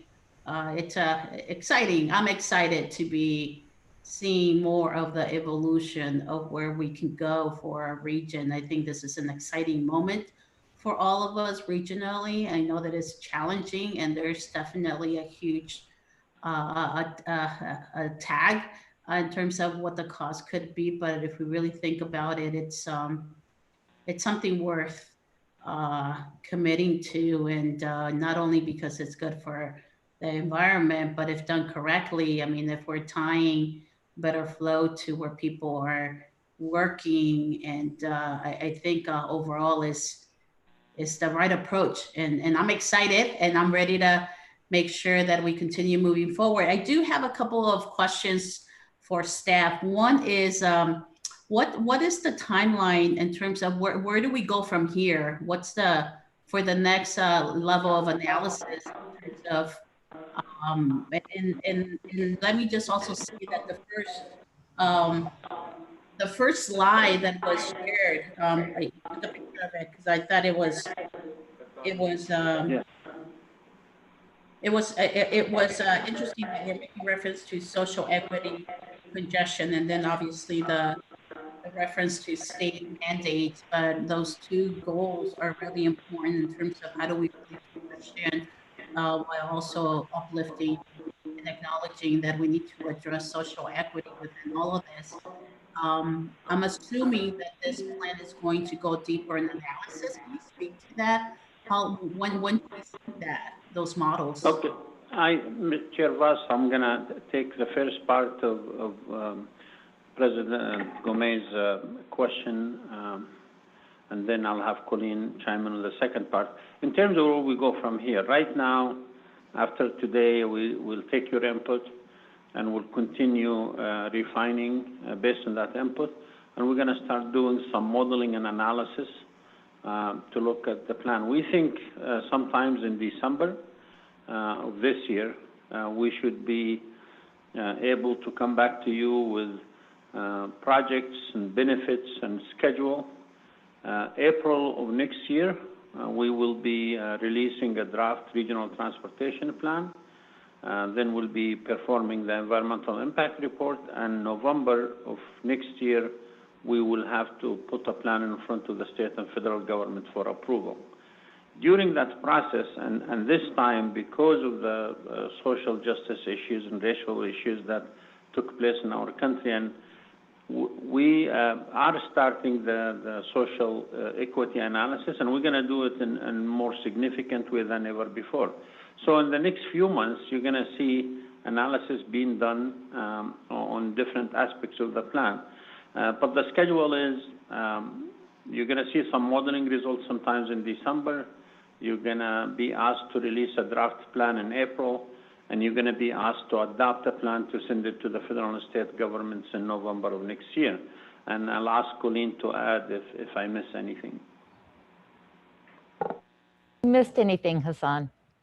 Thank you. And then the other question that I have is, I know that when we were looking at the previous plans that we had related to the RTP, one of the questions that I posed there is, how is this regional plan inserting the local city climate action plans? I didn't hear much in the presentation. I'm assuming that it's going to get inserted in the next level of analysis, but I feel obligated to ensure that that also is being layered into this, just because the opportunity, and I'm not saying that this plan is responsible to address all cities' climate action plan implementations, but there is a link to it. And I just want to know how that's being incorporated. Thank you, Council President Gomez. And what we're doing is working really closely with your planning directors from all of the local jurisdictions in the region to make sure we're getting that right alignment. Your jurisdiction has a really outstanding climate action plan. And in talking with your team, it looks like they're very, very well aligned. So definitely more to come on that. That's equally important to us to make sure that those are well coordinated.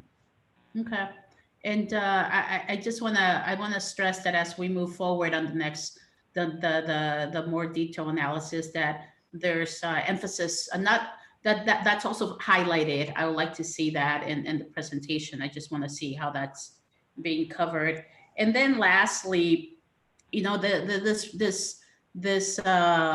future is very much dependent on technology, and technology that some of it is present and some of it is still being created.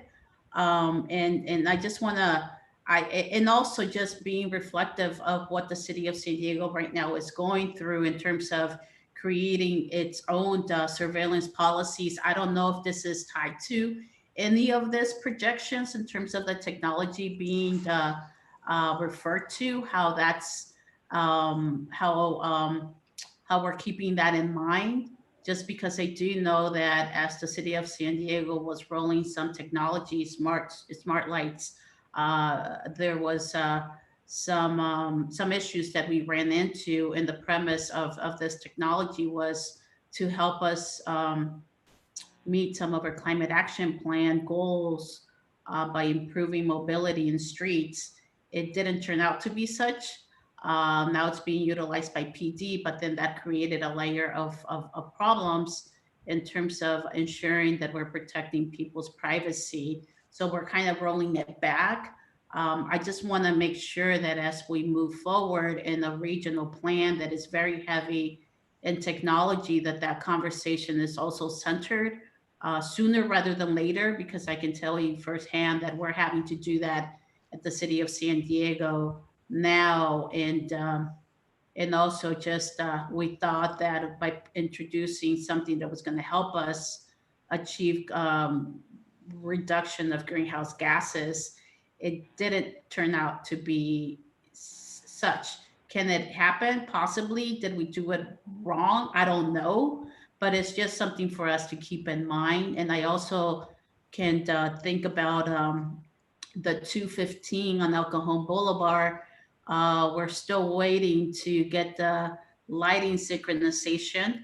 Once again, it goes back to technology, and we're not quite there. So I just want to make sure that as we're laying out the future, which is exciting and it's something to incorporate, that we're keeping that in mind, or else we're creating something that is based on some potential technology that might work, might not work. So there's no need for an answer. Just wanted to leave that out there. But thank you, and great presentation, really. Thank you, Council President. Thank you. We'll move to Mayor Bailey. Thank you, Chair, and thank you, Coleen and Hasan, for that presentation. Of the $177 billion price tag, can you break out that figure in terms of the 5 different elements of the big moves? Mayor Bailey, we have not done that. You know, these are all really integrated. The 5 big moves are fully integrated into one another. So I think the breakdown we shared with you is capital, operations, programs. So that particular slide shows the breakdown that we currently have. Okay, yeah, so I noticed that light blue area includes local streets and roads, and then also debt service.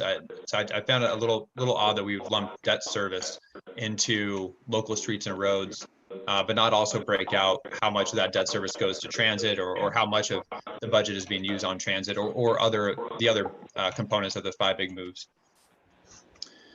Yeah, Mayor Chairman, if I may, Mayor Bailey, we don't have the very detailed yet, but as you see in the pie chart, for example, about 25 to 30% will be to operate and maintain the system. There will be capital expenditure, which is, I believe it's 40 or 45%, but the details will be coming out soon. It's there, we just need to put it together. Thank you. And then another question. Currently, with our current transit system, it is heavily subsidized by taxpayers. For example, right now MTS receives about roughly $100 million a year in revenue and has expenditures of approximately $400 million a year. Does this vision include continuing very large taxpayer subsidies for the transit LEAP operations? Let me address that by saying, Mayor Bailey, that the transit system is subsidized, but so is the highway system. And we will be breaking all the costs, whether it's transit, highways, bikeways. We'll break them down and we'll look at a structure of pricing the system such that it's fair and equitable to everyone. But I just want to make sure that the notion that we're subsidizing transit is a notion that always used to come back to say, well, we subsidize transit too much. If I calculate the full cost of driving, we're subsidizing the highways also as much, if not more. Understood, but 97% of commuters and taxpayers actually use the highways versus transit. So I think that's an important distinction. But thank you, Chair, and thank you, staff. Thank you, Mayor Bailey. Mr. Krantz. Yes, good morning, Chair Voss. Thank you for the opportunity to speak. And I would also like to thank Hasan and his team for the wonderful presentation and the tremendous effort that went into putting this together. I have always embraced the concept of the 5 big moves. And what I find myself struggling with a little bit now is the one aspect of the corridor move and the effort to shift the rail corridor into the Interstate 5 corridor.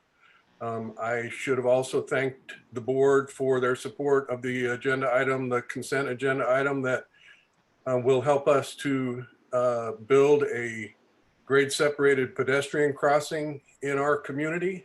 It's projects like that that our constituents have been screaming for. They want more, more, more. And so I'm a little concerned about anything that takes the focus off of the low sand corridor and tries to shift resources to this idea that there's a way to get a rail corridor within the Interstate 5 footprint expanded. The Interstate 5, as everybody knows, has been there since the 60s, and our community has definitely grown up around it, and there isn't a whole lot of land to grab for a corridor in the rail system within the Interstate 5 corridor. I brought some books with me. This is what I read when I'm having problems with insomnia, and it looks like my system isn't working very well, but it's the EIR for the low sand corridor, which was prepared for the Caltrans, as well as the Department of, FRA, Federal Railroad Administration, and the city of Encinitas has invested a lot of money in studies their own. And I think it's really important that we not, throw away all of the effort that went into those studies. So when we're continuing to move forward with this plan, my hope is that we can acknowledge that the rail corridor along the coast that has been there 140 years is very unlikely to move and is currently there are trains being operated there that are impacting quality of life issues. And so it's really important that we not lose focus on that. The other issue, and maybe that part of my comments was as much city council member related. Now I will perhaps get more into the NCTD chair comments, which relate to these studies that I've held up. The North County Transit District has been planning for the best public transit system for the North County, obviously for many, many years. And we have committed huge resources for planning as well as capital expenditures for a system that we don't really look forward to abandoning. But in the spirit of cooperation with Sandag, we are prepared to dive into this and understand better what the implications are of the rail plan. Because specifically that is a system that we are currently planning to spend a significant amount of money on. So, hey, Tony, let me just interrupt you. I really want to keep strictly to clarifying questions at this point. Okay. Well, the main point I want to make here now, and I'll wrap up with this, is that we are calling for a special meeting. I've called for a special meeting of the North County Transit District Board of Directors for October 1st. And I would hope that the Sandag staff will cooperate with the NCTD staff in order to gather as much information so that board members can have a better understanding what the impacts of this rail plan will be with the 5 big moves. So that's the main point. Meanwhile, I appreciate the opportunity to speak, and we'll look forward to comments from the public as well as the rest of the presentation. Thank you, Tony. Let me throw in a couple questions here. Last year, the board prioritized with a board action improvements on the 67, the 52, 94, 125, 78. how are those renewed commitments going to be addressed in this RTP? Where are we in the process now? I want to make sure we don't lose sight of those. Thank you, Chairman, for the question. So the corridors that were prioritized, the board actually backed that up. This board, so that was a decision, a recommendation that you made in July of 2019. That then was pulled forward into a budget amendment that the board approved in September, and work is underway with all of those detailed efforts for those corridor plans. We did provide an update to the Transportation Committee, a brief update to this board at your July meeting. And we anticipate that the first sets of those corridor projects will have drafts available in the springtime. All of that can continue while we work on the big picture vision. The big picture vision provides the framework, and the detailed corridor planning work can happen at the exact same time. And the good news about that is, as we're doing that corridor planning, and Gustavo, you'll help us with this, we're going to be first in line for some of the Senate Bill 1 funding to actually get those projects done soon. I think many of you may have seen the press release yesterday that there is funding already that has been allocated to the 94-125 improvements. So work is happening underway at the project level, very detailed work happening, and happy to come back and provide more detail on kind of where we are with all of those corridors. Yeah, I just want to make sure in the midst of all this whiz-bang technology that we're looking at in the big picture that we don't lose sight of those commitments that we've made. Second question. I'm kind of intrigued, this whole question of induced demand, that if we create more capacity on the highways, we're going to create, that capacity is going to be filled. Do I have that much right so far? You do. You do. Okay. And Ray Major, who's overseen, you know, a lot of the modeling work here at the agency, is ready to help provide any detail for you on that as well, Mr. Chairman. Okay, what I'm getting at is we're talking about all these alternative forms of transportation that will create more capacity on the highways by enticing people off of the highways into transit or whatever else it is. So we're creating capacity. Isn't, by the theory of induced demand, isn't that capacity going to be refilled? Ray, do you want to comment on that? Sure. As you take cars off of the freeway and put them into alternative forms of transportation, that does create more capacity and it will fill up again. So the freeways will always tend to be at a pretty full state when we're not in a pandemic mode like this. But what this allows us to do is to have an alternative that people can also use. And this is where the whole concept of managing the traffic on the lanes comes in, where you can induce people to take alternative forms of transportation. Okay. Coleen? Thank you. Do we have other board clarifying questions before we go to public comment? Board questions? Speak now or forever hold your peace. Supervisor Desmond, question? Nope, he went away. I'm sorry. I thought we were going to do board member comments before Nope. the public. You want to go to public? That's fine. We'll go to public comment, and we have quite a few. Mayor Sotelo-Solis, did you have a question?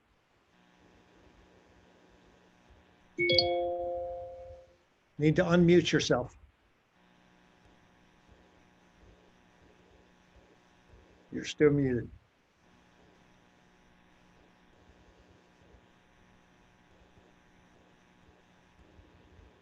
Nope, you're still muted.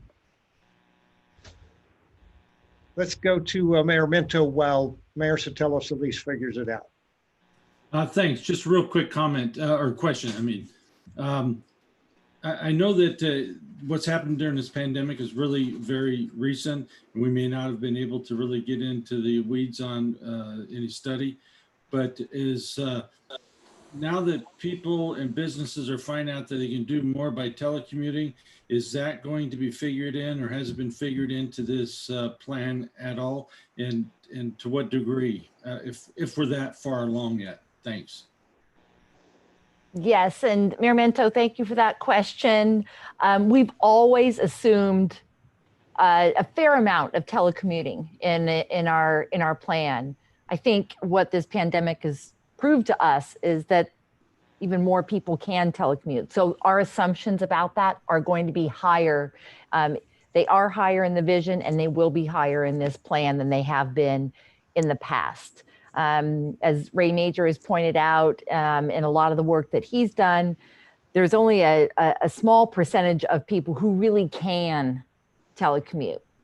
And even when people are telecommuting, they're still driving for other trips. And so those are things that all need to be accounted for in the plan. Thank you, Coleen. Do we have Mayor Sotelo-Solis back with her question?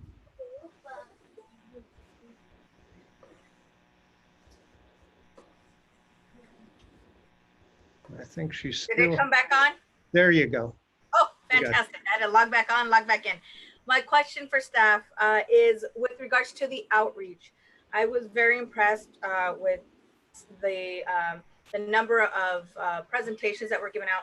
But if you could share with us what the efforts were for that community outreach, because this truly, as we have now seen it in its entirety from the Transportation Committee and the committee last week, and now to the Board of Directors, to embrace it and to really know that this is our vision. I'd love to see a little bit more, or just if you could just touch quickly on how much outreach was done, both internally, externally, and with each potentially the Board of Directors. Thank you, Chair. Thank you, Mayor, for that question. And our outreach has really been extensive. And just a few highlights. I think you're aware that we have a network of community-based organizations who represent disadvantaged communities throughout the San Diego region. We have 13 of them on board. And they work as a working group, providing input all along the way. And then they also go out and do outreach in their communities and bring that back to us. That's just one way. We have a very large mailing list where we distribute information to people on a regular basis and ask for feedback. We have our website. We've done multiple workshops. We've done multiple Zoom sessions, essentially with any group that would ask us. And I think Hasan and Ray Major and I have been out to maybe 150 groups in the last several months. So we could put together, we have actually a comprehensive list of what the strategy has been, and we'd be more than happy to share that with you. So hopefully that gives you at least the high level piece. And we'll have that compiled report, and a lot of it is currently on the SANDAG website. Great, thank you. I guess I really wanted to emphasize the fact that as we have that community input, both pre and over the course of the year and a half that we've had it as board members, that it truly not be seen as Hasan's vision. I love you, Hasan, but this is not what this is our opportunity to really take ownership of it, and to, because we have had that input from the very beginning. Staff has done an amazing job in the visuals. As a visual learner, this is an amazing presentation, and I know a lot of blood, sweat, and tears has gone into it. So thank you again. This is our vision, and I really, really appreciate your leadership on this. Thank you, Mayor Sotelo-Solis. Last call for board clarifying questions before we go to extensive public comment. Not seeing anybody else pop up on my screen. Okay, we will move to public comments. Tessa, do we still have, 35? It currently looks like we have 37 speakers, 38. Wow. Okay. Staff and board, please mute your microphones as we take public comment. Based on the number of speakers we have, there will be a 1-minute limit per speaker. And after the first 5 speakers, we will not take additional public speakers getting on the end of the line. We'll take all 37 that are logged in now, and after the first 5, or during the first 5, you can still log in and speak. But after the first 5, we will not take additional speakers on the end of the line. So Tessa, I'm going to put you in charge of calling the first public speaker and all those after. Thank you, Chair Voss. Just an update, we currently are at 41 public speakers. The first public speaker is Jacqueline Reynosa.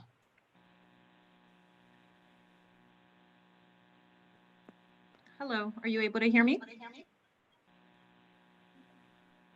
Yes, we do. Okay, thank you. Good morning, everyone. My name is Jacqueline Reynoso. I'm the president CEO of a local Chamber of Commerce and 501c6 organization. We represent over 500 members comprised of businesses, nonprofits, and individuals. In 2015 and 2016, we did publicly oppose the San Diego Forward regional plan because it did assume at that point a sales tax increase known as Measure A and divested from public transportation projects, specifically the Blue Line Express, and we also saw the inefficient use of resources for that project versus another that cost twice as much. I'll hurry along to our observations now. I want to thank Sandag and Ray Major and your staff for presenting before our Economic Development Committee this year. While our board has not revisited a formal position on the Big 5 moves, we'd like to express the following. We're happy that it is a visionary process. We thank you for including the public in your outreach efforts. Specifically too, we'd like Sandag to look at transit and rail projects like the Purple Line that connect Ma'am, our your time has community expired. with Time has expired. Thank you. Tessa, next speaker. Thank you, Chair. The next speaker was a Montserrat Hernandez.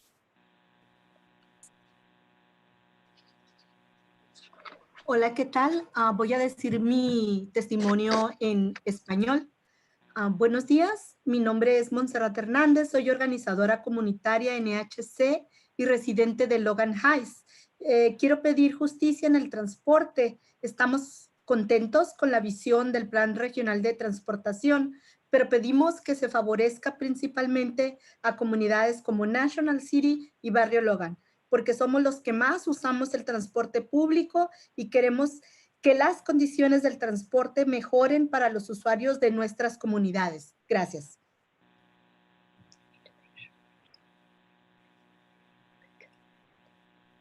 Thank you. Our next speaker is Catherine Rhodes.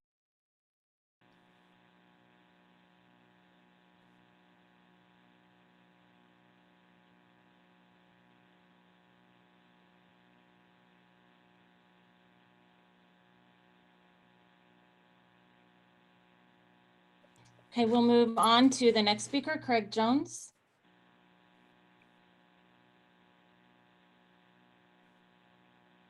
Unmute. Hi, am I on? Yes, you are. Good. I'm a member of SD 350 and also one of the CBO representatives for this RTP update. CBO representatives and SD 350 support the 5 big moves and its promise of a more effective, efficient, and equitable transportation system.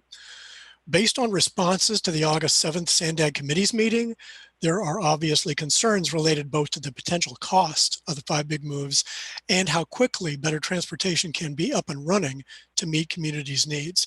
It may be that the use of true bus rapid transit as a first, interim, and initially less costly solution to those corridors where fixed rail is considered in 5 big moves would address these concerns. Bus rapid transit may be quicker and less expensive as a capital cost to get online. I'd request that Sandag staff address and assess this proposition. Again, SD 350 remains committed to the promise of the 5 big moves concept for transportation, social justice, and climate change reduction. Thank you. Our next speaker is Carl Aldinger.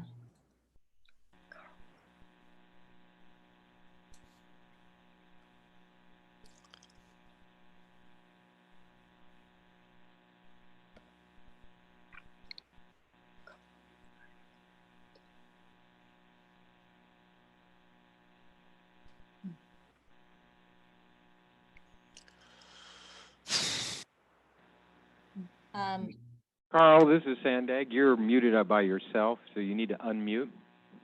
Thank you. My name is Carl Aldinger, and I'm speaking today as an organizer for Sierra Club San Diego. We get distracted, and some of us ask, what's in it for me? Or how can we consider something this big when money is tight and people are suffering? But it is our responsibility as those who are planning for the future to not get distracted, to remind ourselves what planning is and who it affects, our community. Climate crisis will hurt us, and it will forever affect our communities deeply. If you came to this meeting believing that simply expanding or lightly modifying our freeways is our solution, I challenge you to dig deeper and understand the magnitude of our situation. It is up to us to invest today because we plan for others. 5 Big Moves is that investment. We are morally responsible to fight for everyone with a plan for our inevitable decarbonized future. Thank you.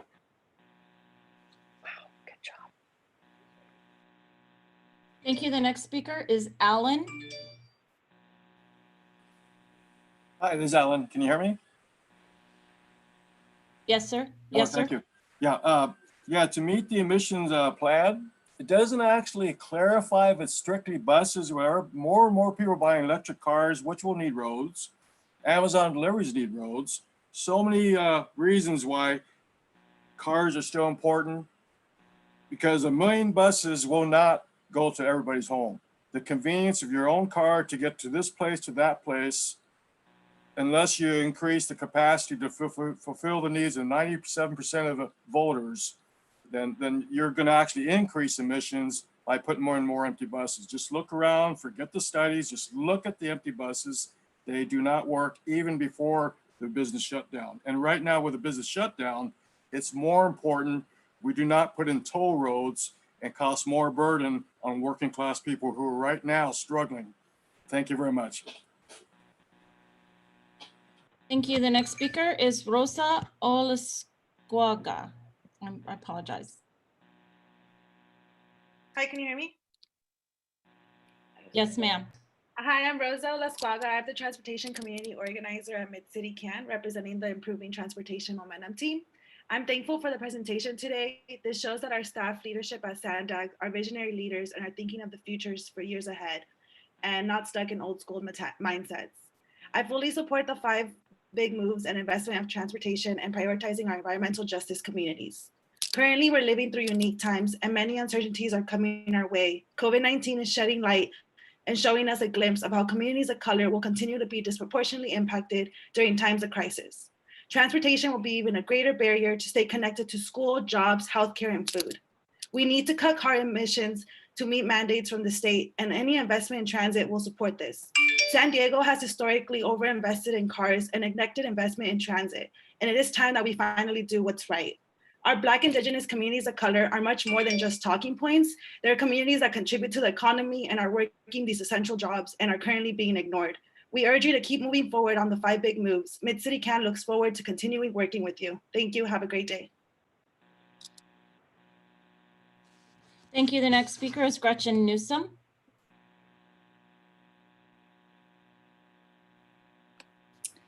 Good morning, Gretchen Newsom on behalf of IBW 569, a proud partner of the Quality of Life Coalition.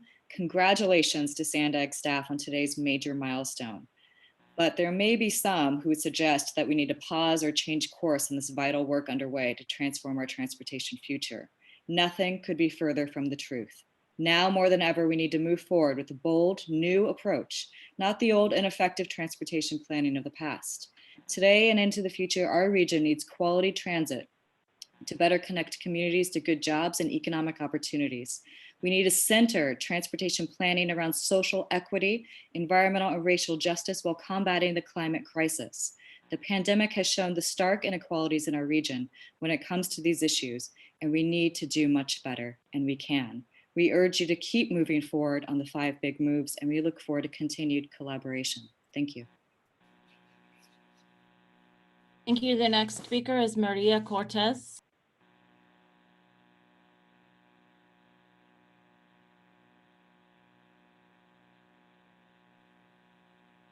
Hello, can you hear me? Oh my God. Yeah. Can you hear me? Yes, ma'am. we can. Oh, hi. I'm Maria Cortez. I'm with the City Heights Development Corporation, and I am supporting the 5 big moves because this is a step in the right direction. We have seen what the pandemic has done. I have seen the freeways that were empty when the pandemic first hit. It was like, oh my God, this is how San Diego used to be. I support the 5 big moves, and so does the City Heights Development Corporation, because this is a step in the right direction. We are not only planning just for ourselves, but we are planning for our future, which is our children, our grandkids, and the communities that are underserved, because we are the ones that matter. And it's all communities that matter. North County, East County, South Bay, we all matter. We all live and breathe the same dirty air. And I myself would like to see the Purple Line coming through City Heights. That's been about 43 years now. And so I just want to say thank you. And Hasan and everybody, thank you very much for giving me this time to speak. Thank you. The next speaker is Cherry Robinson.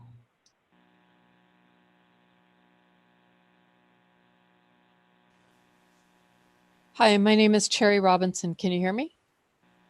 Yes, we can. Thank you.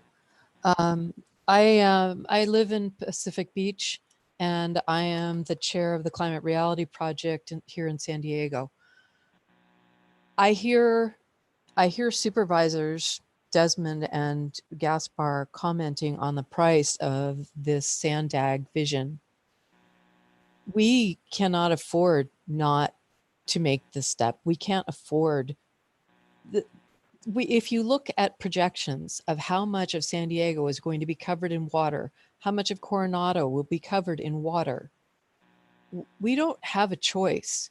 The carbon economy is changing, whether you like it or not.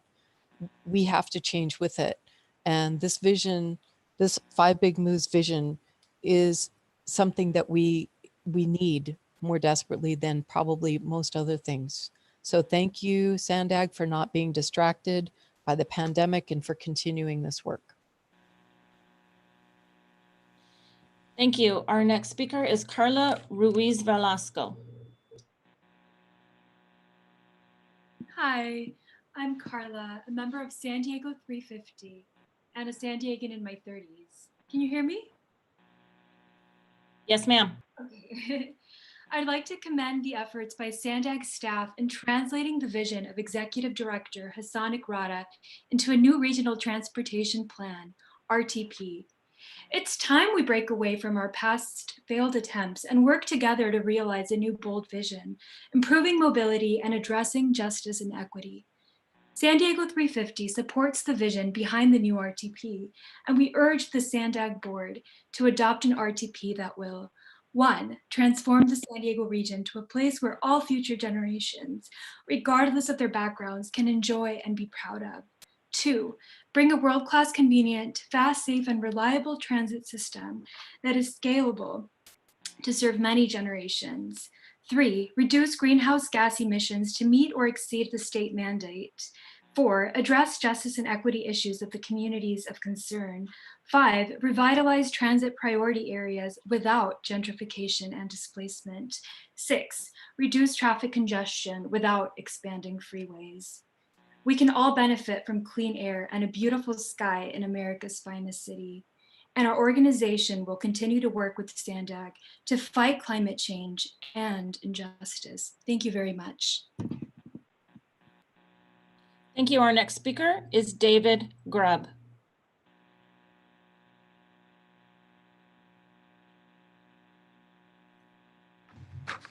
Good morning, Chair Voss and board members. I'm David Grubb, Transportation Chair of Sierra Club San Diego, a member of the Quality of Life Coalition, speaking on behalf of over 40,000 members and supporters in the San Diego region. San Diego board members have expressed reservations about the cost of this plan. I want to respond to that. Suppose you found a slot machine that gave you back 2 dimes every time you put a dime in the slot. Would you put some dimes in that machine? Transportation funding works like that machine. Every dollar of local funds that we invest brings in more than $2 of state and federal transportation funding. Most of that money is spent locally, It pays the people who design, build, operate, and maintain our transportation system. These are family supporting jobs that mostly can't be offshored. A big chunk of those paychecks is spent locally, supporting a variety of local businesses and generating more local economic activity. So the big ticket transportation plan is going to give a huge economic boost to our region at a time when we really need a boost.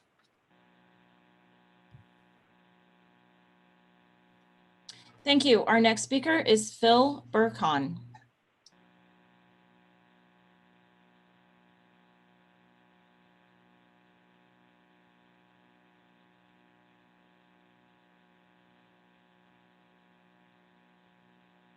I just did it. Good morning, everyone. I'm Phil Burkhan, retired civil engineer from Rancho Bernardo. Thanks for the chance to speak. Today, I speak as a member of San Diego 350 Transportation Committee. Staff's vision for our 2021 Regional Transportation Plan is finally here. I think it is likely to meet the 19% GHG reduction requirements set by the state. Those GHG goals drive priority changes if San Diego wants to keep its share of state funding. Adjusting projects called out in 2004 should be expected, however many times the board votes to prioritize them as originally conceived. Managed lane versions without expanding the right-of-way are a good choice. A lot can be accomplished in the next 2 or 3 years while we get COVID under control and see where travel demand is going. Travel demand from South County residence zone to the Mid-County employer zone is our largest traffic jam by far, yet the board gave it no prioritization. It should do so now.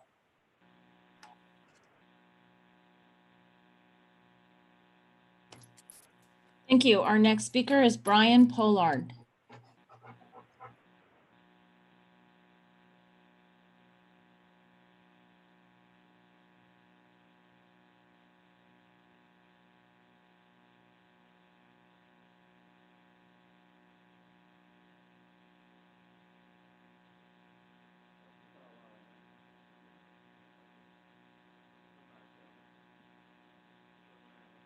Tessa, we're unable to unmute Brian at this point.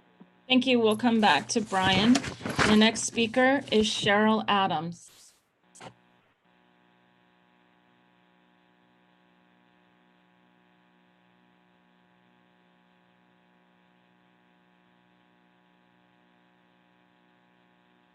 Okay, I'm not sure that I see Cheryl Adams any longer in the list. The next speaker is Nancy Kelly.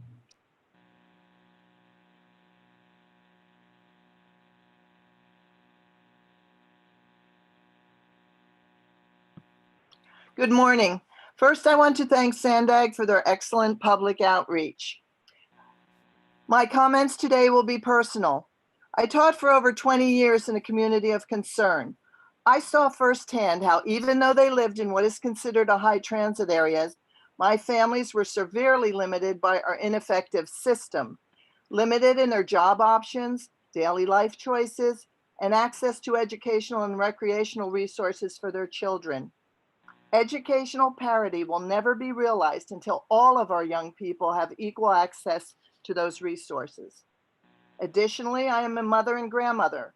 My 2 granddaughters will be living in a future shaped by our response to the climate. It is incumbent on every one of us to consider the atmospheric security and sustainability of the environment for our children and grandchildren in every plan that is put forth and every decision that is made. The 5 big moves did this. Thank you.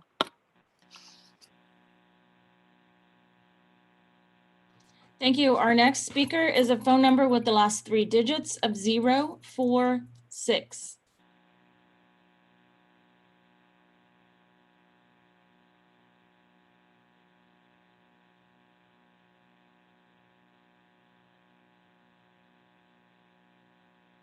Good morning, board. This is Noah Harris with Climate Action Campaign. I want to start by reminding the board again that every San Diegan deserves access to high quality transportation and economic mobility, and today that does not exist. Only 7% of residents have access to fast and frequent transit service. I also want to emphasize that a world-class transit system is the only path forward towards a climate-safe future. With 42% of our region's greenhouse gas emissions coming from transportation, securing a sustainable transit system should be an obvious and #1 policy priority for our leaders. We know after years of conclusive research that highway expansion cannot do that for us. Ultimately, we must shift San Diegans away from cars and into more sustainable modes of travel. Doing any less is climate change denial. Despite the horrific consequences of the coronavirus crisis, we must move forward with a bold plan that works for all, and especially for our most vulnerable communities, while ensuring progress towards state climate targets. Thank you. Thank you. Our next speaker is Joy Frew.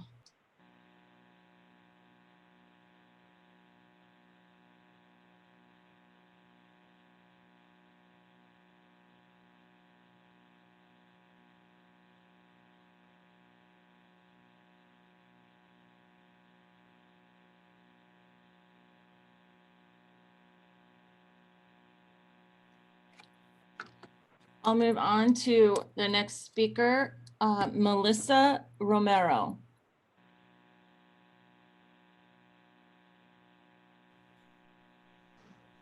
Hi, my name is Melina Romero, and I just want to start by saying I appreciate the fact that Sandag is taking the time to improve and change for the better of the community, and a lot of these improvements require the use of more resources in certain neighborhoods. That's why it's important to take into account environmental justice.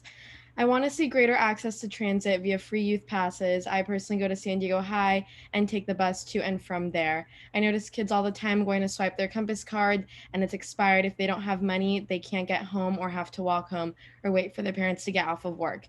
We're kids and we shouldn't have to worry about bus tickets, and we shouldn't be putting more expenses on parents.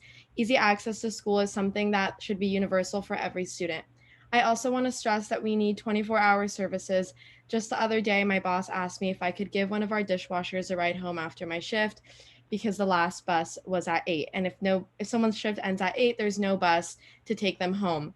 How are people working outside of bus service hours getting home from work? Please consider the working class and people who don't work white-collar jobs. Thank you so much. Thank you. The next speaker is Danielle.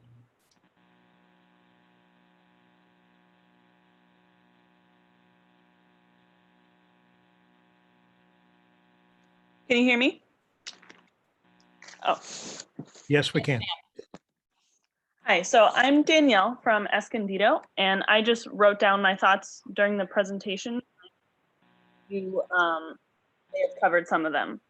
So I want to encourage you to look at free public transportation for youth and unhoused folks so that they can get to school, jobs, and access community resources much easier.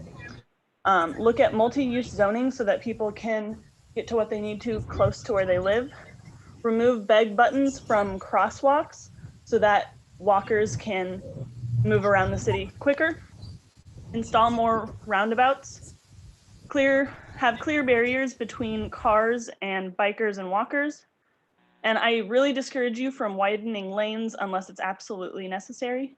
And I encourage you to explore creative funding solutions so that we actually live up to this vision.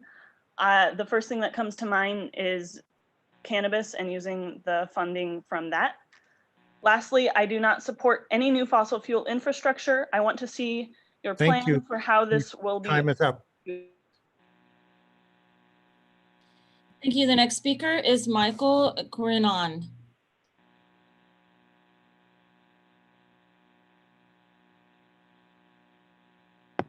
Great, thank you so much. Thanks so much for the option to speak. Yeah, I'm with homeofficeglobal.org.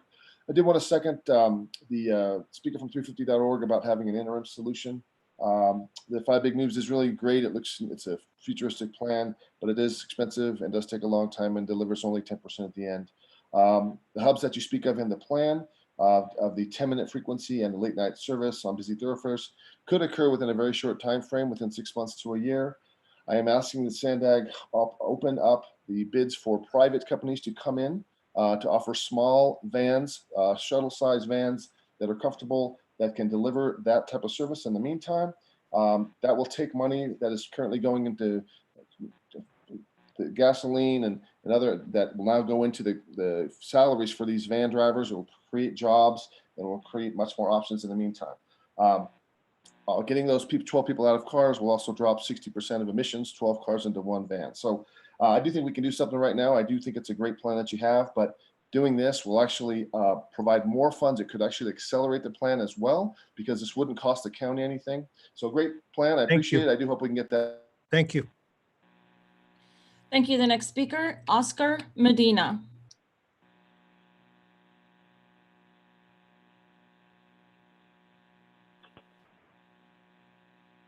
Hello, can you hear me?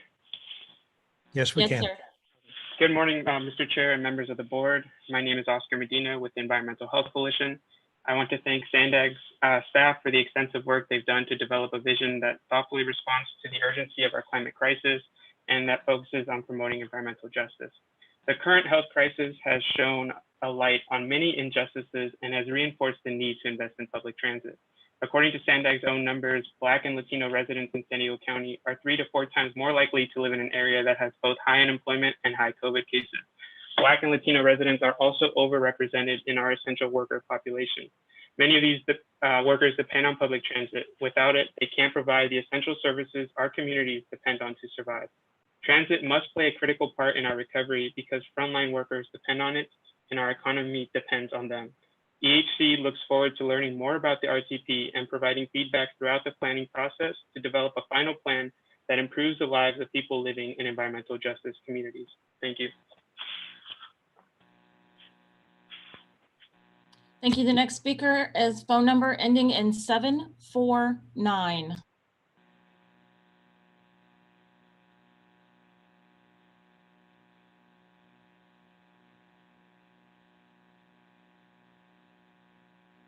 Hi there, can y'all hear me? Yes, we can. Hi, my name's Connor Franklin Ray. I'm with Sunrise Movement San Diego. I wanted to thank the planners and the board for working so hard on this vision for a more walkable and bikeable San Diego that puts us on track to zero emissions.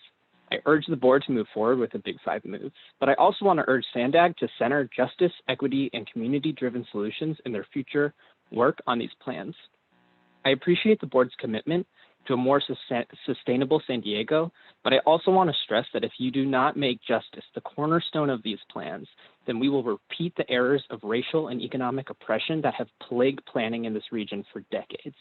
The most vulnerable members of our communities, people on the front lines of environmental and climate injustices, have already told us what they need if we want to make a more just and sustainable San Diego.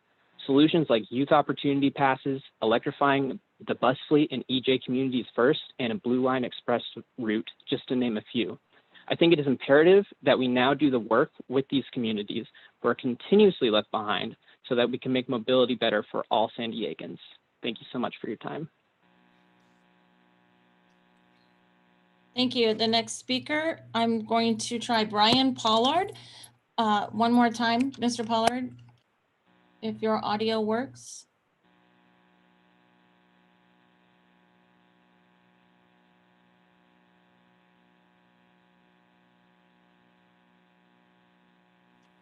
Okay, the next speaker is a phone number ending in the last 3106.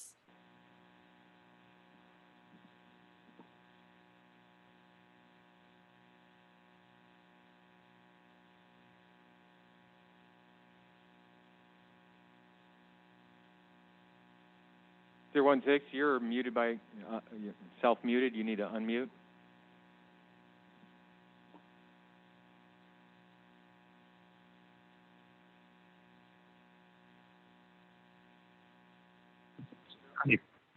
Hi, can you hear me? Yes, Yes, we can. sir. All right. Hello, all. My name is Jake Fishman. I'm a volunteer at Sunrise San Diego.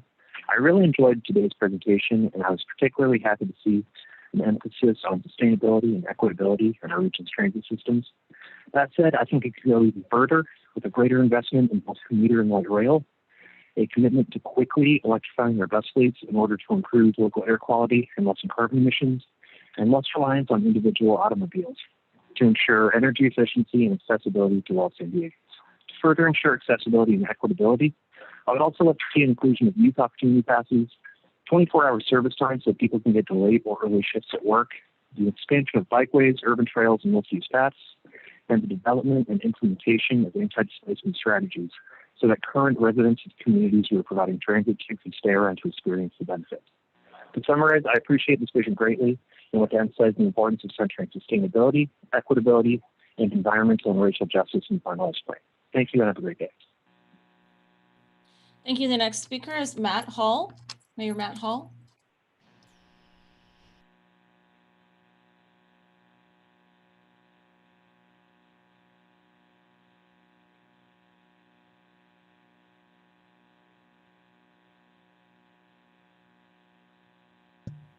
Mayor, there you go. I'm ready.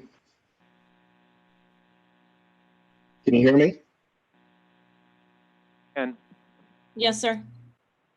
Yes, I would like to thank you for the opportunity to speak today. I'd like to begin by echoing Tony Krantz and his comments. I would also like to ask this board to be realistic. Think back to what the board promised in 2004. We have yet to meet those obligations. It's great to dream the impossible dream, but we need to be realistic on what we can afford and what we can finance. I also have extreme issues with the data that was presented today. Someone who's followed the data since 2000, I question some of the outcomes that you came up with today. And last and most importantly, this board needs to be honest with itself.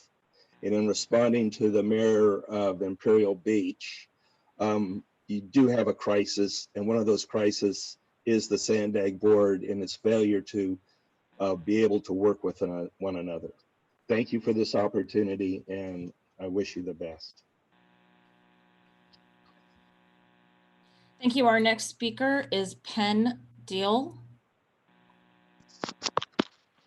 Hello, thank you Sandag for creating this large and ambitious plan.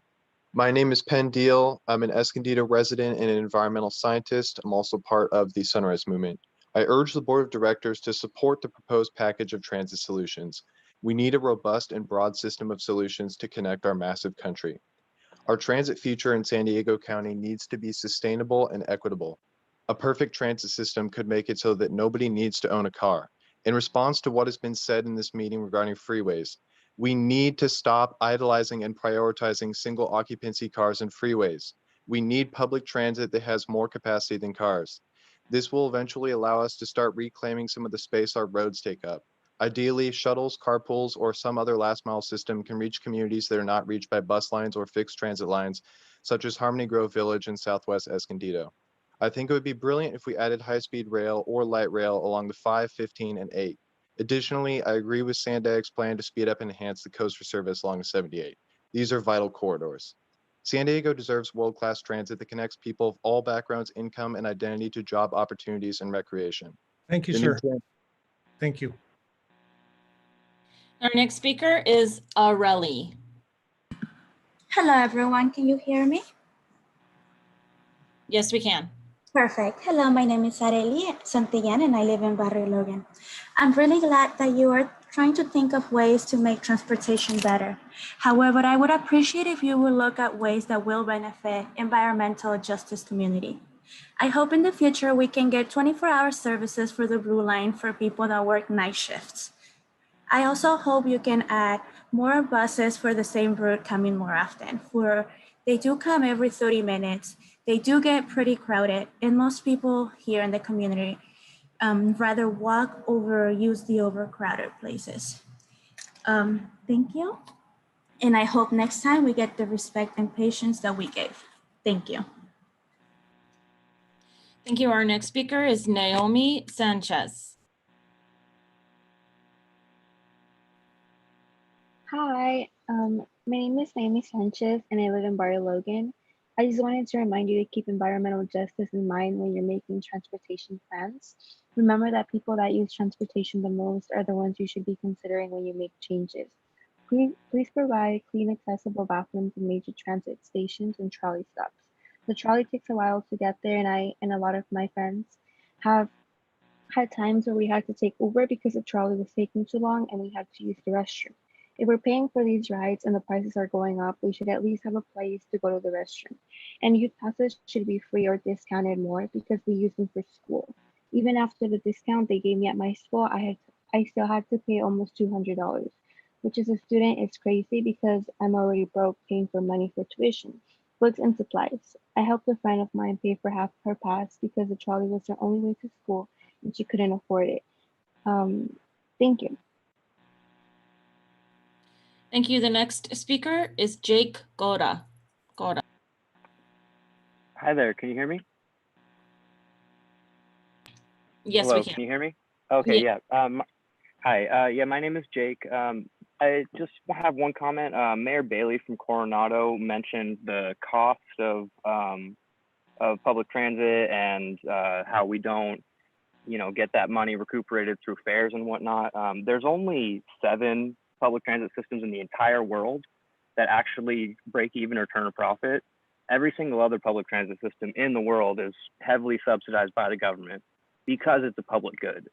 And so when we're talking about building a transit system that services San Diego, we're talking about building a public good that's going to be better for everybody and bring economic activity, bring more people, more jobs, et cetera. And so we shouldn't be worried about the price tag and whether or not we're subsidizing something that in the end is good for the entire city and for everybody who lives here. Thank you very much. Thank you. Our next speaker is Esperanza Gonzalez.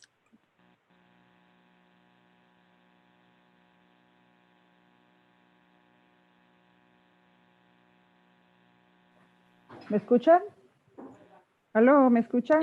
Yes, ma'am. Mi Sí. nombre es Esperanza González, promotora de HC. Agradecemos al personal de Sanda por todo el trabajo que han hecho al nuevo plan de transporte regional. Estamos muy entusiasmados con la nueva visión y enfoque de la planificación del transporte público. Esperamos seguir trabajando con Sanda para asegurarnos de que el plan de transporte regional cumpla y beneficie a las comunidades de justicia ambiental. El plan debe de conectar a las personas, principalmente a la clase trabajadora, al sitio de su trabajo, que el transporte sea competitivo. Las comunidades que dependen del tránsito han aguantado mucho tiempo de un tránsito deficiente. Increíble que esto pase en nuestra región, que es turística y fronteriza. Espero aprender más sobre el plan y dar más comentarios para desarrollar un plan final que eleve la calidad de vida y las comunidades de justicia ambiental y avance la justicia de transporte. Gracias. Thank you. The next speaker is Laura with EHC. Hello, members of the board. My name is Laura and I'm a community organizer with the Environmental Health Coalition. I'm excited to see the 5 Big Moves plan. It's ambitious, forward-thinking, and inclusive. I appreciate the consideration it took on environmental justice communities and the use of public input. As a taxpayer and community member, I'd rather invest in real transit and climate solutions instead of spending money for things to stay about the same. It's time for something new, and it starts here and now. I'm excited about this plan and hope that the board approves it. Thank you for the presentation and for the futuristic vision of the 5 Big Moves. Thank you. The next speaker is Jason Wells.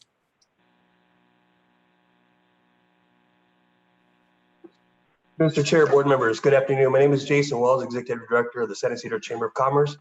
My board has yet to take an official position, but what I can say is we applaud the Big 5 and its aim at social equity. Now, I realize you're not voting on the RTP today, but I do want to caution from day one, social equity not only lies in plans and promises, but priority and implementation. The last RTP had the San Ysidro ITC cast it out 40 years. That didn't feel like social equity, but a condescending pat on the head.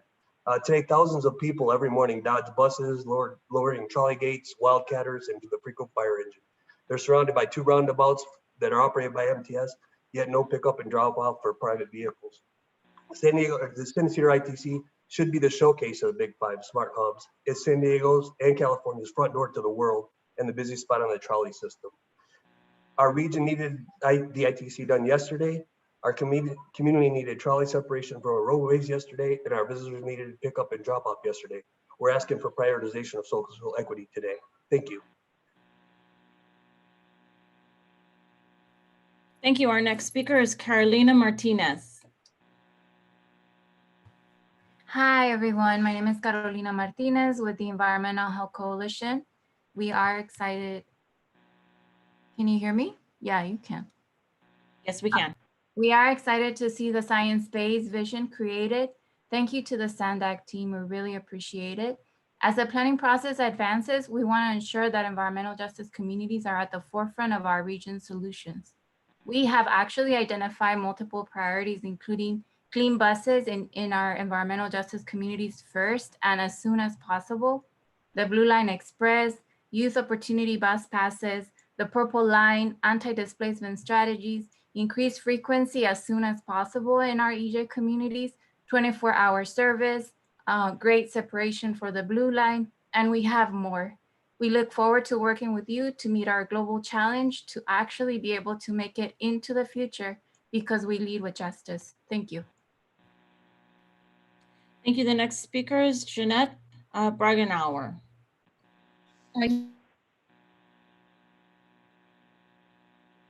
Hello, can you hear me? Yes, we can.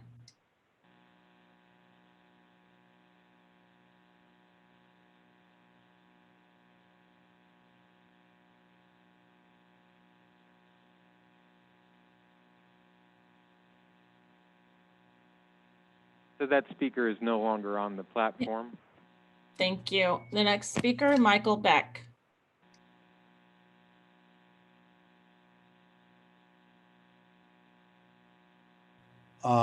Good morning, Chairman Boss, board members and staff. I'm the San Diego director of the Endangered Habitats League. We've been engaged with environmental land use transportation planning in San Diego for over 30 years now, and I would like to offer our strong support for the Big Five vision and the process. In particular, we want to acknowledge the visionary committed leadership provided by Hasan and Coleen. We believe this vision is sincerely committed to listening to and addressing the needs of the historically underrepresented members of our community.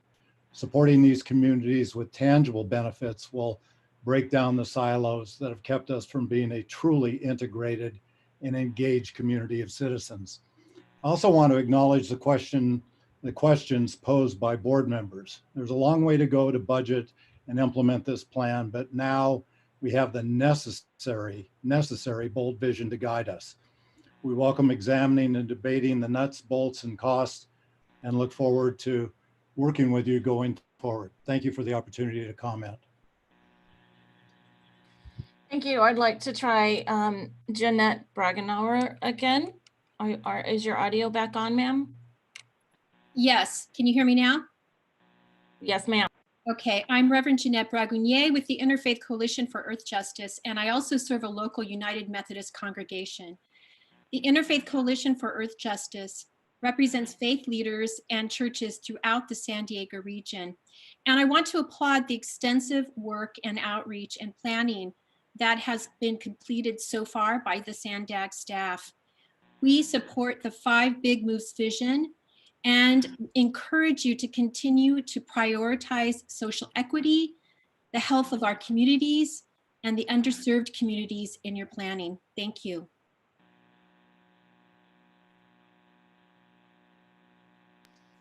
Thank you. The next speaker is Scott Murray.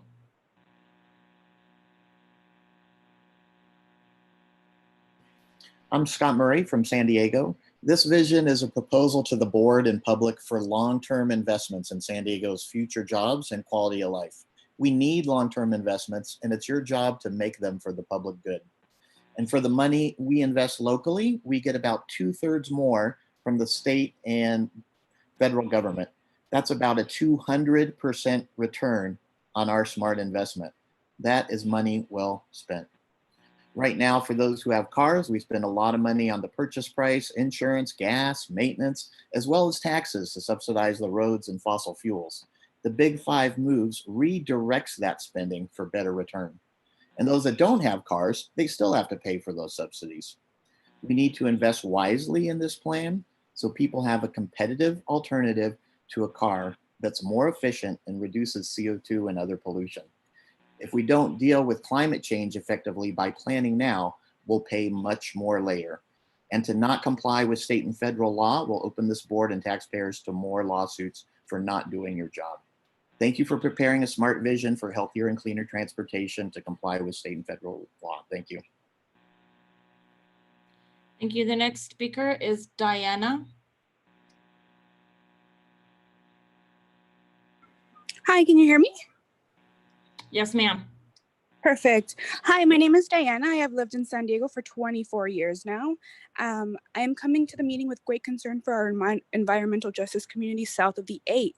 As you've heard previously, youth rely and benefit from our services a great deal, and I firmly believe in no-cost transit passes for those under 25.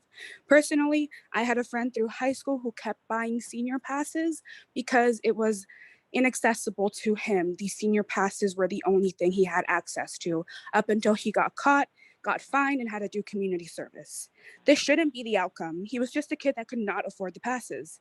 It is of great importance, that we also strongly consider developing and facilitating financial opportunities that fund zero-emission buses and their infrastructure. I have a nephew with asthma, and as our air quality worsens, his asthma is getting worse too. We cannot continue to overlook these problems. Your constituents are watching. Please think green, but think of equity and the community as well. Thank you. Thank you. The next speaker is Sylvia Calzada.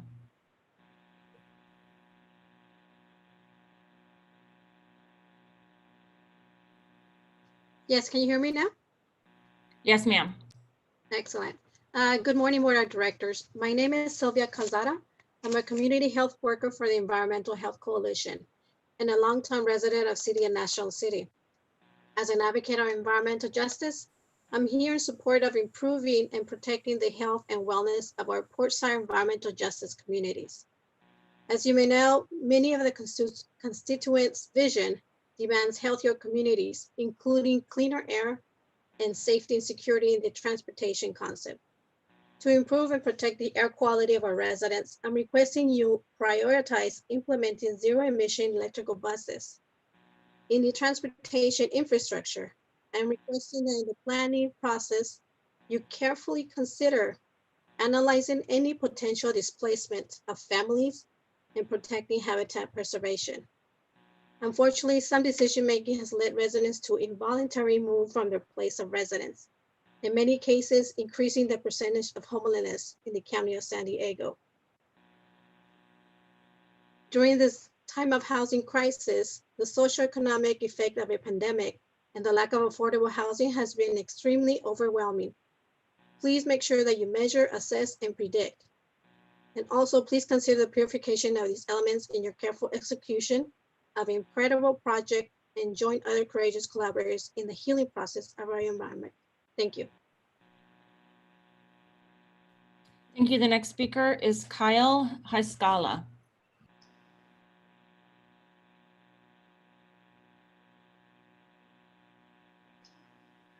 Hello, Sandag Board. My name is Kyle Haskala. I'm the Interim Executive Director with Bike San Diego. Bike SD supports this vision being presented today, which is very realistic in the eyes of many. It's a unique opportunity to bring our region into a more equitable, sustainable, and prosperous future with a transit system that works for everyone. Failures in the past cannot hold us back from doing better moving forward. We need these investments now, especially to realize a complete bicycle network. We've seen over 70 years of investment in primarily car and freeway infrastructure. Now is the time for us all to make that change, to invest in alternative transit. The impacts of the coronavirus have made the regional disparities in our region more glaring, with communities of concern seeing the disproportionate share of COVID-19 cases and negative economic impacts like job loss. We are excited to work with Sandag on realizing a connected and safe bicycle network and look forward to seeing the plan developed with the 5 Big Moves framework. Thank you. Thank you. Our next speaker is Margarita Moreno.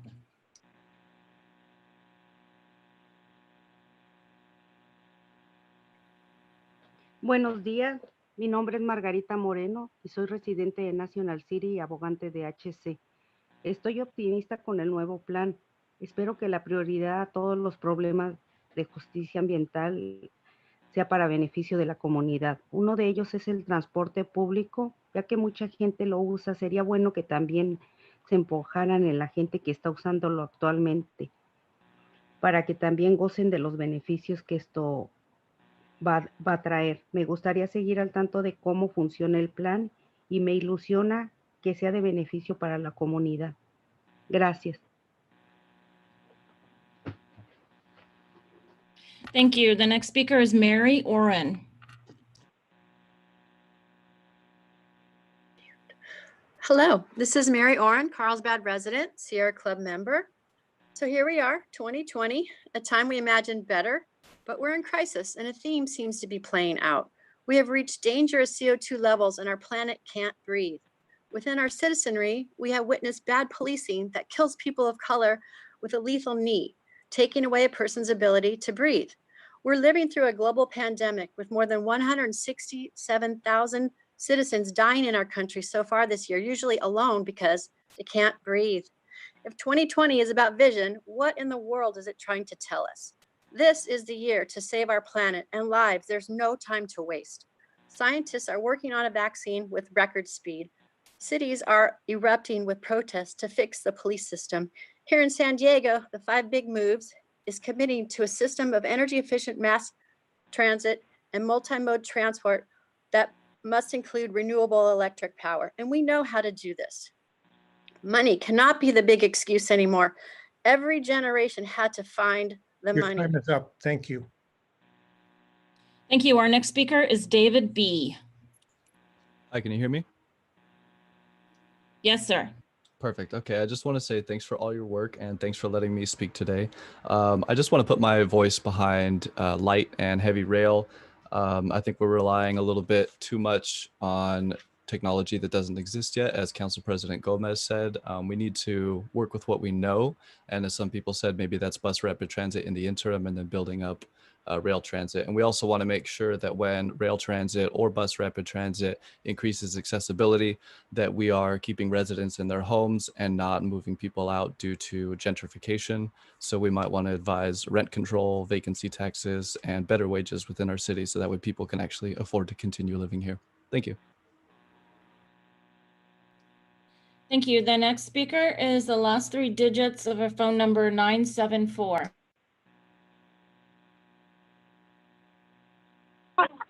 Hi, my name is Michelle Krug, and I really want to thank staff and Hasan for your thoughtful, inclusive, courageous, inspirational plan. I love it. Growing up in Brooklyn, New York, I understand how 24/7 transportation was interwoven into our culture. I know what it can look like. I am blind, completely dependent on my 963 bus to get me out of my community.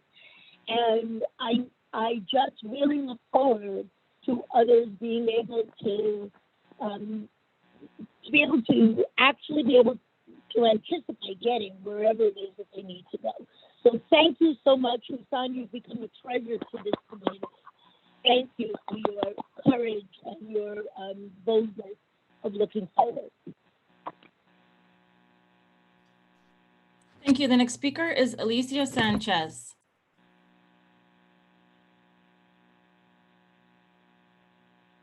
¿Me escuchan? Sí. Buenos días, mi nombre es Alicia Sánchez, soy residente de National City y promotora de EHC. Yo quiero dar las gracias al staff por el trabajo que han hecho. También esperamos que Sandra nos ayude a tener autobuses limpios de 0 emisiones, que sean más eficientes para las comunidades de National City y Barrio Logan, ya que somos muchos residentes los que usamos el transporte público. Gracias. Thank you. The next speaker is Marcus Bush.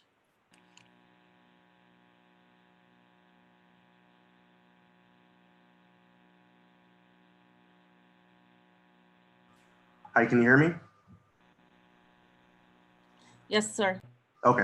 Good morning, San Diego Board. My name is Marcus Bush. I'm a National City resident, member of our city's Housing Advisory Committee, and former Sandex staff member myself. I want to thank Sandex staff and Hasan for bringing forward this bold vision for our regional transportation system. This is exactly the approach we need to solve our region's biggest challenges: climate change, traffic congestion, improving our transit system.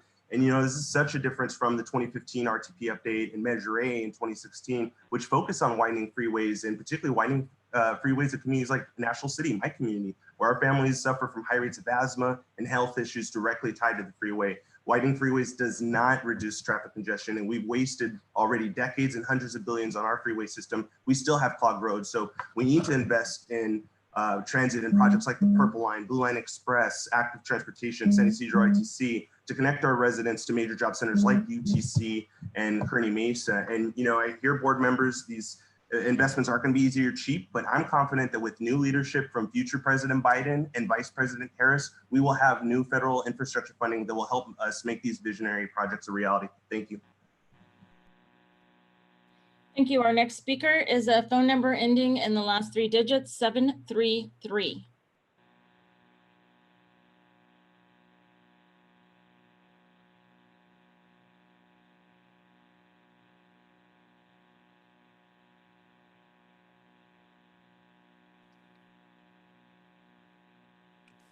I'm not seeing audio for that phone number. So the next speaker is, is Mr. Kopp, Andy Kopp.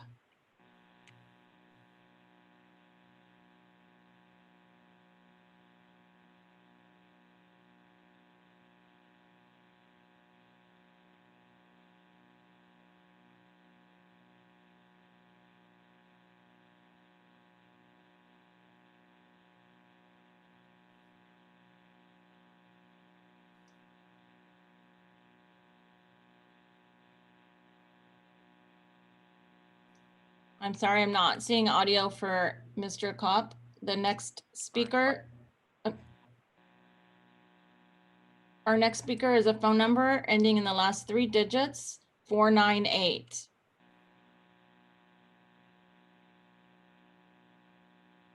Good morning. This is Melissa Elder, a volunteer with the Sunrise Movement San Diego, and I'm really excited to see a bold vision for how San Diego can make a substantial impact on people's lives who are really impacted by the current state of public transit. Think of all the little children in Barrio Logan who are suffering increased rates of asthma and other health problems through no fault of their own, because we have made people reliant on cars and plowed freeway systems through their neighborhood. This plan will allow opportunity to relieve some of those burdens on those communities.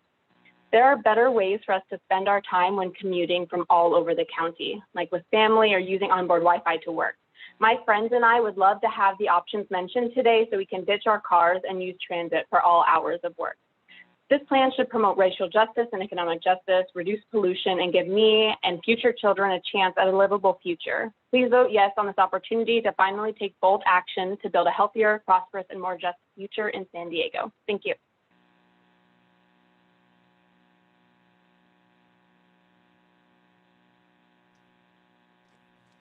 Thank you. That was our last speaker, Mr. Chair. Tessa, I just got a note that Dan Summer has been waiting online for quite some time and not been called on. Thank you, Chair. I did not see his hand raised, so I did not realize he wanted to speak. Mr. Summers?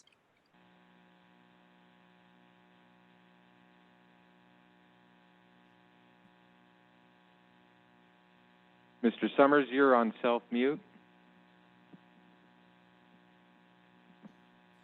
How's that? There you are. Okay, thank you. Thanks, Tessa. Good morning, Chairman Voss and members of the board. My name is Dan Summers. I'm from the Ramona Community Planning Group. I want to commend the staff members who put together this intricate vision, but I have fiscal concerns and remain disappointed in the lack of real solutions for the State Route 67 corridor. The $177 billion price tag does not fiscally fit our community. We're not Tokyo or London or New York. And I believe fiscal and common sense alarms should be going off among the members of this board. This vision does not address the life safety needs of the State Route 67 corridor. Widening shoulders, straightening curves, and improving intersections will not facilitate the evacuation of 50,000 Ramona citizens in the event of the next conflagration. The only viable solution is to add lanes to that corridor. Please delay approval of this vision until the life safety issues of the 67 corridor are solved. We've been waiting for 32 years. Thank you. Thank you. I see that Andy Cope is back. Mr. Cope, do you have audio at this time? If so, I'd like to call on you next.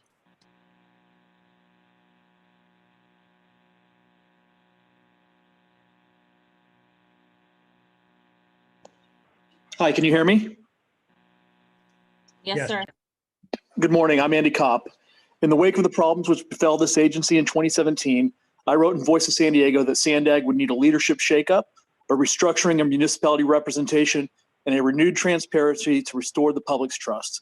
And all three have been delivered. Hasan, his leadership team, and the full staff deserve a big congratulations on delivering a vision which thoroughly considered data points, rigorous projections, and an honest recognition that a serious plan to improve how people travel and how businesses are supported across the region requires serious investment. Delivering on this vision will boost our economy through our building and construction trades, improve our ability to retain and attract STEM talent, and shift household budgets to more productive and beneficial uses. 5 Big Moves is a vision for social and economic equity and will help us deliver on our moral duty to protect our climate and environment for generations to come. Thank you. Thank you. And Mr. Chair, the last speaker for today is a phone number ending in last 3 digits, 953.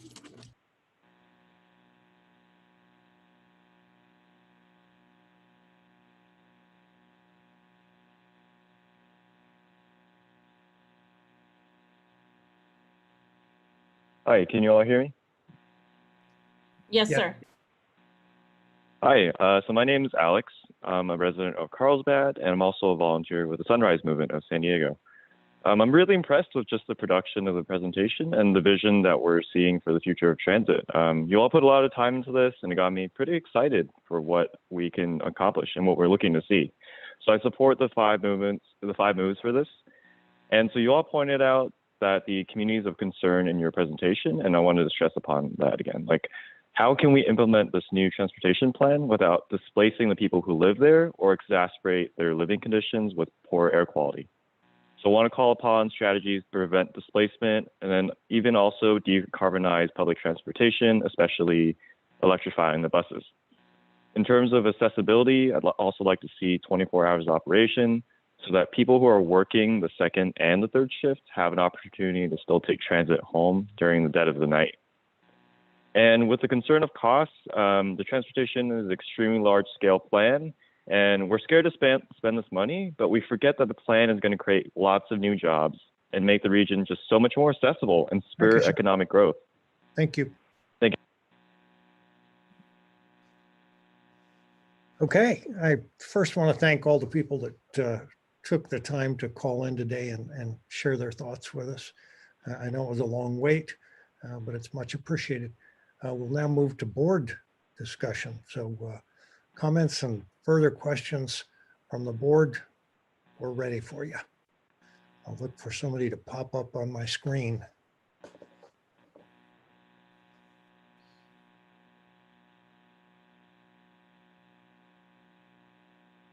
Mr. Desmond. Well, thank you, Mr. Voss. I appreciate it. Thanks. It's been a great meeting. It's been long, but we've gotten a lot of great comments from people, and you know, surprisingly, maybe to some, but I too am in favor of a regional equitable plan. And I just want to let people know that I represent North County, and North County is a little bit different than San Diego or even the South Bay. We're much more spread out. We originally were bedroom communities here to the city of San Diego. Where people couldn't afford to live in San Diego. They came up to North County. Also, businesses have popped up and created here, but we're much more spread out, and we're not as densely populated as other areas of the county. So I want to make sure that North County also gets its equitable share and say in this. In the UT on Tuesday, our executive director was quoted as saying every lane should be a toll lane at some point to make this work.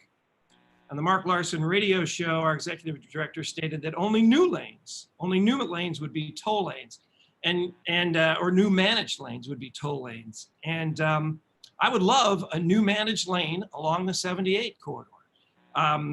At the Transportation, Borders, and Regional Joint Policy Committee meeting that we had last week, there was a attachment that came late last night to the board that probably most people weren't able to read. It was called the Vision for 2021 Regional Plan Network Development Summary Report. And in there, it had definitions for HOV lanes and managed lanes. HOV lanes came out with a new definition here that new HOV lanes would be 3+ passengers on managed lanes, and that the HOV policy in place would assume that all managed lanes, and I'm assuming the ones on the 15 currently there, are going to be HOV +3 by 2025. I'd like to see the board discuss and at a future board meeting that implication. It also said new managed lanes would either be situated along the freeway shoulders that have adequate widths already, or along converted general purpose lanes. And I noticed in the plan presented, the vision presented, is that there'd be 2 managed lanes along the 78 between the I-5 and the 15. And because there's not always enough shoulder for putting an additional managed lane in, the general purpose lanes would be taken where the bridges and things like that, where there's not enough shoulder, which would create like an hourglass effect down the 78. And we'd have 1 general purpose lane. What I'm asking for in North County, been asking for the whole time, is the HOV lanes that were promised in 2004 still be put in along that 78, exactly the same as they are in the 15 coming up to the 78, exactly as they are on the I-5 coming up to the 78, to be connected across to the 15 and 78. And those could be managed lanes. I'm fine with having them managed lanes, transit priority lanes, as long as we keep our 3 general purpose lanes. I don't want to go down to 1 general purpose lane or 2 general purpose lanes. We'd rather have 3. You're not going to move that many people out of their cars with transit opportunities in North County. You may do that in San Diego City proper, but in North County, that's not going to happen. We still need our 3 general purpose lanes. Be happy to take a managed lane that connects the 15 and the 5 across the 78. Also wanted to, say thank you. Also like to thank the chair for bringing up the fact that about the prioritization of the 78, the 52, the 67, and the 125. I really didn't see them as a priority in this vision. They were mentioned, but they're not really a priority. As in our executive director stated, the goal is to increase public transit ridership from 3% right now, with pre-COVID, to 10% of the population. It still means 90% of the people are still going to be on the roads. And yet we expect them to vote for a $177 billion plan that's almost entirely public transit, which is fine in San Diego proper, but not so much in North County. The vision actually fits, is actually fitting a highway and public transit system based on a Grand Central station. Well, a new downtown is required to be built up around the new Grand Central station for its success. It's going to need people, it's going to need high rises, it's going to need a whole, I still think it's crazy that this Grand Central station is located where it is. It should still be at Santa Fe Station where people live currently and have access to. I think there's still access to the airport from Santa Fe Station that would be better than Grand Central Station. I work a lot out of Los Angeles and already in LA. They're putting the trolley, which is part of our Mr. Ikhrata's plan in LA. They're putting it to the LAX airport. I can see the construction going on as I fly in there. And but the cost of that particular project now to the airport has almost doubled. So construction costs go up. I get that. Construction costs, it's hard to figure out exactly how much those things are going to cost. But what happened in Transnet, and what I'm afraid is going to happen here also, is the Grand Central Station and other projects are going to cost so much that North County is going to get left out of the equation, just like we did in the Transnet plan. I think there's been no discussion about the near-term technology, about increased engine efficiency, electrical vehicles, autonomous vehicles, and those things actually are going to far outpace emission reductions than new transit is. We already proved it once. If you grew up in the, if you remember in the 70s and the 80s, we had smog days. And then those small, there was a crud that used to hang in the air about 1,500 feet in the air. And you could see this brown, crudded dust cloud. That's gone. And we probably have 4 times as many cars on the roads now as we did then. And it was done through vehicle technology and getting rid of lead in the gas and fuel emissions going down dramatically. Fixed rail lines are great for cargo, but people are very dynamic. They're not, rail lines go and transit lines go from point A to point B. Your day doesn't always, my wife calls me up and says, hey, can you pick up this? Can you take this kid, here or there? Our days are not always from A to B. They're very dynamic, and we need to get to many different places at different times. And smart vehicles on roads are going to be the future. Just like modern jet aircraft today. They're simply computers with wings and seats.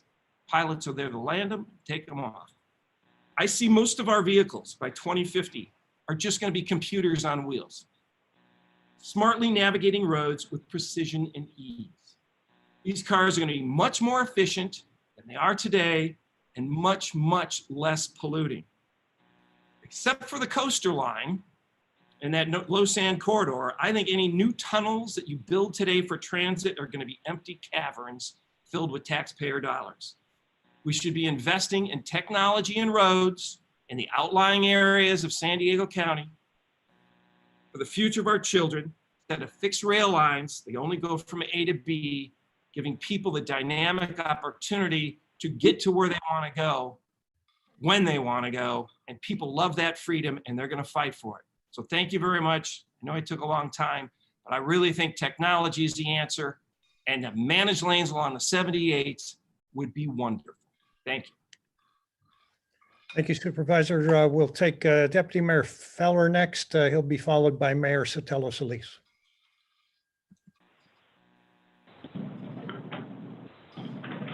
Am I unmuted? Yes, you are. Okay, thank you. I am interested in knowing about the below grade or trenching of especially the coastline, and who is that part of this plan? And I think that would be something that we'd be very interested in. And as Supervisor Desmond just said, we are the kind of the stepchild in North County. We've got Oceanside and the cities probably at least south as far as Encinitas are pretty less dense than almost the rest of San Diego County. And I think that we have to be taken into consideration. There's probably close to 1 million people up here of the 3.4. So, and we're not as dense as South County. I don't think that Jetsons probably thought that this was going to be this kind of expense, but as Supervisor Desmond just said, the technology is going to be probably something similar to that cartoon of many, many years ago. I'm 100% behind construction and development and new ideas. And I want, we were referred to as the welcoming area up here in as far as how our freeways look right now, in our entrances, we're woefully below the par on welcoming. And I wish this was real, but I just can't even comprehend where this money's going to come from, and having 2020 dollars paying for this, it's probably out of reach as far as money. So I just wonder how that, I just can't even fathom how all of that happens without much more money than $50 billion. It seems more like it's probably another 200 billion. Anyway, that's all my comments. Thank you, Jack. We'll go to Mayor Sotelo-Solis. Thank you, Mr. Chair. Again, I want to reiterate my comments from earlier. Thank you so much to the staff and all of the leadership within SANDAG for creating a truly comprehensive view of what can be the future for our communities. And I don't think it's one community over the other. And I really think as a board, we truly need to embrace that.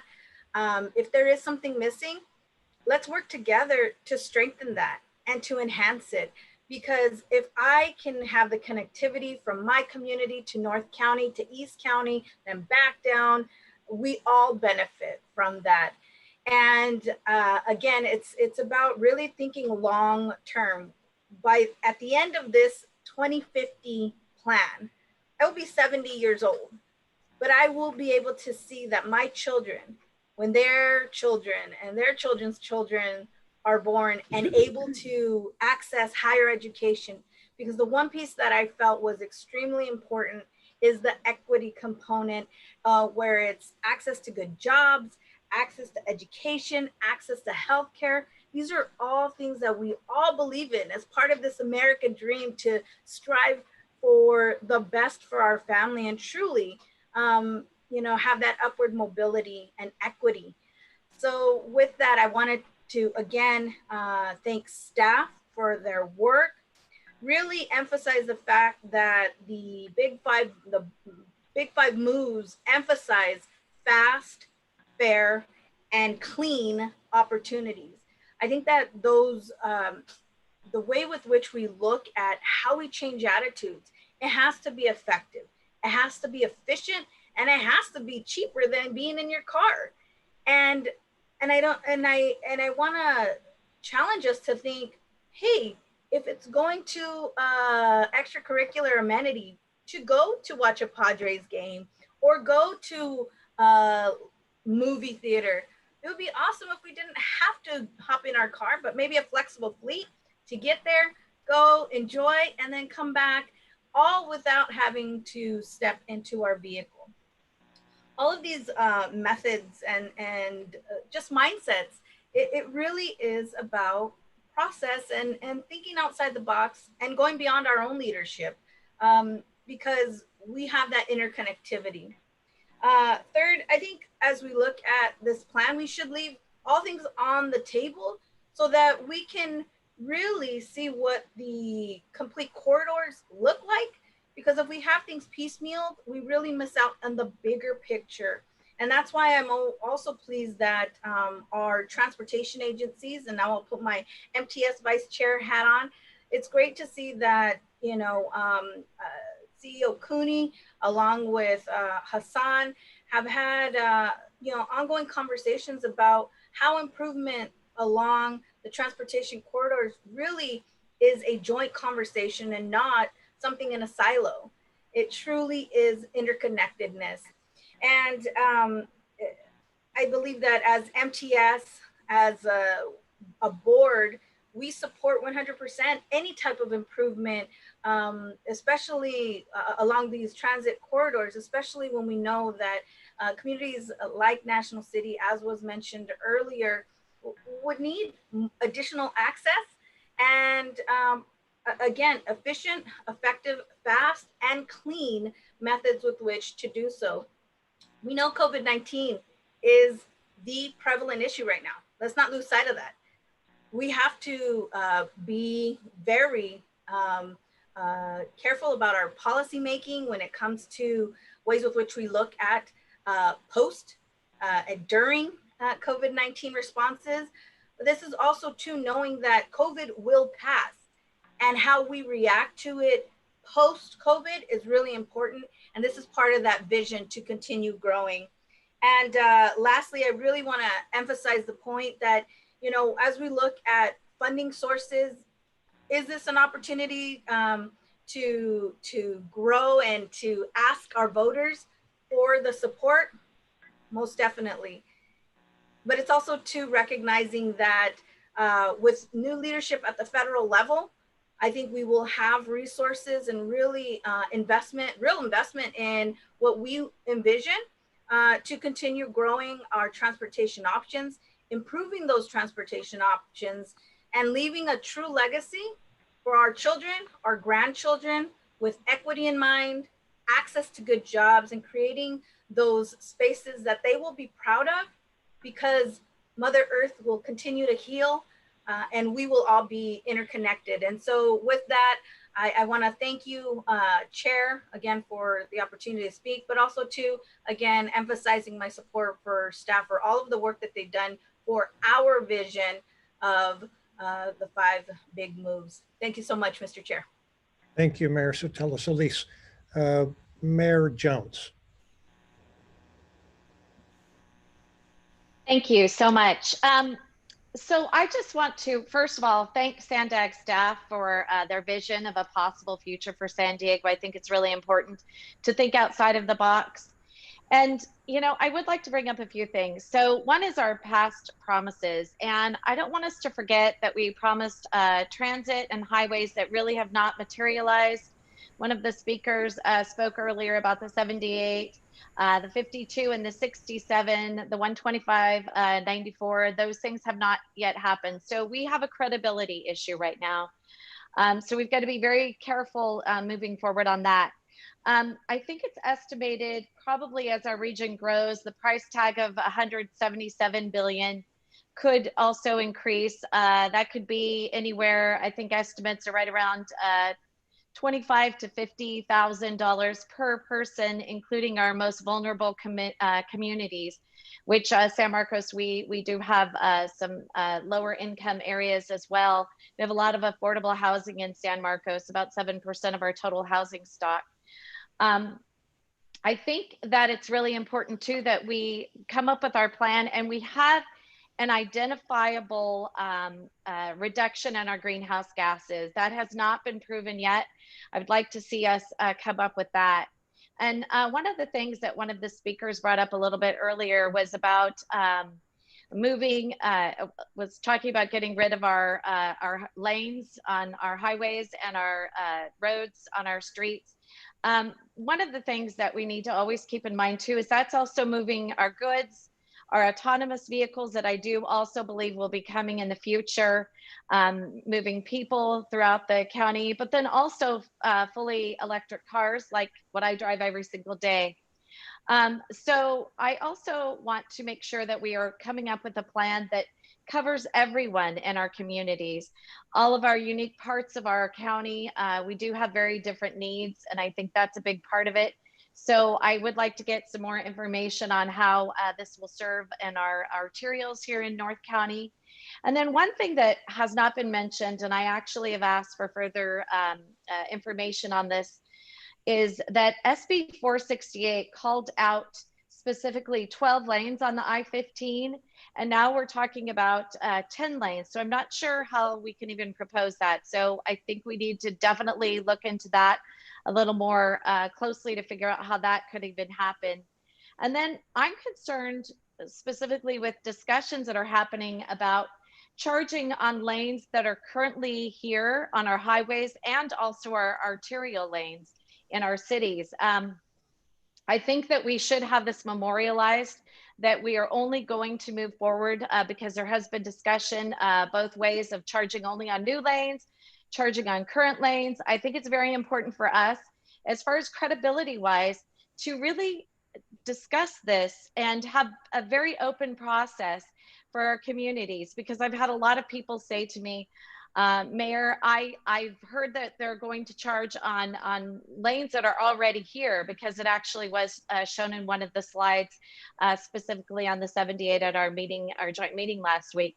So I'd like the executive committee to bring that forward, and that would be my request, that we discuss further as a board whether that actually is a solution for our communities, because as we look at Transnet and what we've already not delivered, to actually take away and charge people to drive on these roads that are already here does not make sense to me. And I can tell you, I have a lot, I know there are a lot of communities in North County that are needing that equity, and this will not serve them to have to pay to get anywhere within our county. So I hope that we would take that into account and take that to heart and bring forward more discussion on that specific topic, which is charging on our current roads and highways.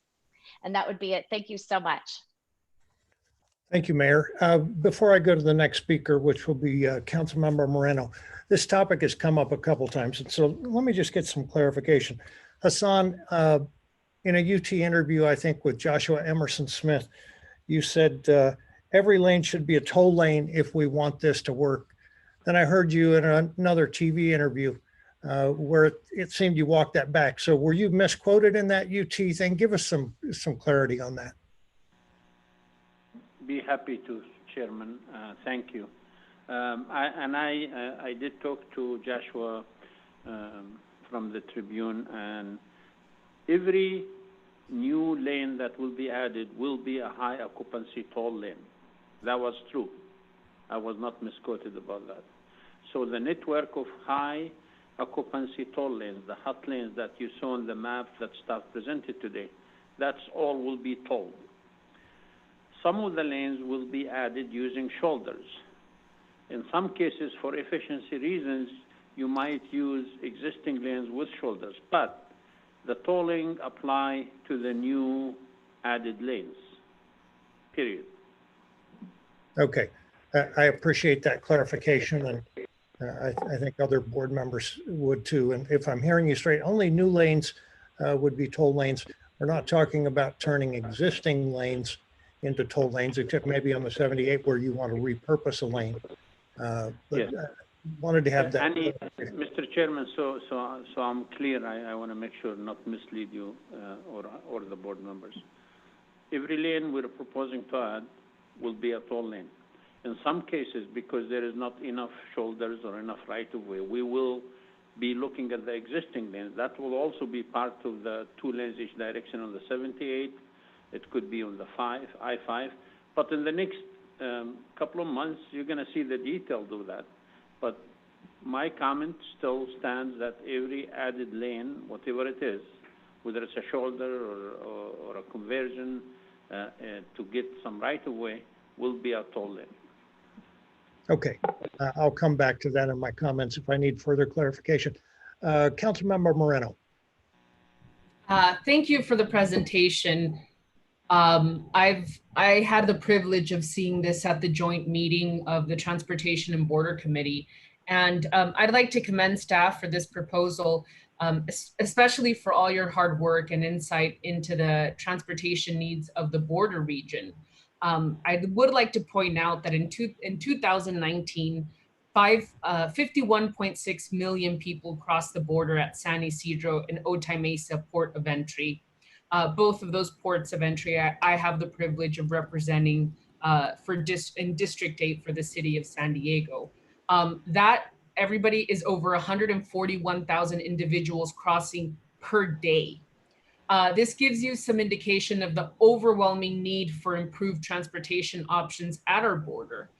So thank you for including the mobility hubs in both San Ysidro and Otay Mesa, and the vision for a commuter rail connection, both crossing to the rest of the region. The San Ysidro Intermodal Transit Center has long been a dream for the community, but I think under this plan, it's become a reality. Otay Mesa will also see exponential growth and become a major employment hub in the future. So the planned mobility hub and commuter rail will be very important to connect it to the rest of the region. And I want to once again thank staff for preparing the vision. I think this is the first time Sandag has attempted to integrate our border community with the rest of the region as part of the regional plan. So thank you for your hard work, and that concludes my comments. Thank you. Thank you, man. Thank you, Councilmember Moreno. We'll now go to Councilmember Corey Schumacher. Thank you very much, Chair. And huge thanks to staff for all the 15 months worth of work on this vision. I want to personally thank Coleen as well as Hasan for coming up to North County on multiple occasions to present some of the ideas and be open to questions. The amount of community outreach has just been spectacular. And I think that's reflected in some of the comments from Carlsbad that you heard today, which are in support of a different vision from that which we have seen previously. I think it is important to note that North County is a region in transition, and that the voices you're hearing on the board are overrepresentative of an ideology that we're moving away from. There is a really clear direction that I'm hearing from folks boots on the ground from different cities in North County that makes it clear that you cannot use 20th century ideologies to solve 21st century problems. So the proposals around making transit more accessible, light rail along Palomar Airport Road, which I find highly intriguing, and really connecting North County to the San Diego more central region is something that I've been hearing from constituents that is desired, that they would take transit if it was more convenient, that 10-minute interval. They would take more transit if they're able to get to their workplaces in Sorrento Valley, for instance, or able to get home at an hour that works for them that might be outside of the current schedule for buses. So I really want to applaud staff, applaud the direction we're going. I know we're in a crisis, but as my mayor likes to actually say, sometimes moments like this are opportunities for economic development and job creation. It's what Carlsbad did back in 2008 when we developed Alga Norte. We took advantage of a situation. We're able to build something at a lower cost and provide local jobs. And that is pointed out on multiple occasions in my council, at least during this crisis. I want to thank the residents of San Diego County for coming on to this webcast today and making statements reminding this board to center transportation justice, racial justice, economic justice in all of our planning. And I would just echo what has been said during the public comment so eloquently. With that, I know it's going to be difficult for us to figure out how to fund this, and I know that we're going to work together to find a way to do that. I want to caution the idea that smart vehicles, autonomous vehicles work for everyone. It's an elitist point of view that I think that we need to, again, if we're going to center transportation justice, really make sure that we're creating a transportation system for everyone. Thank you. Thank you. We'll go next to Council President Gomez.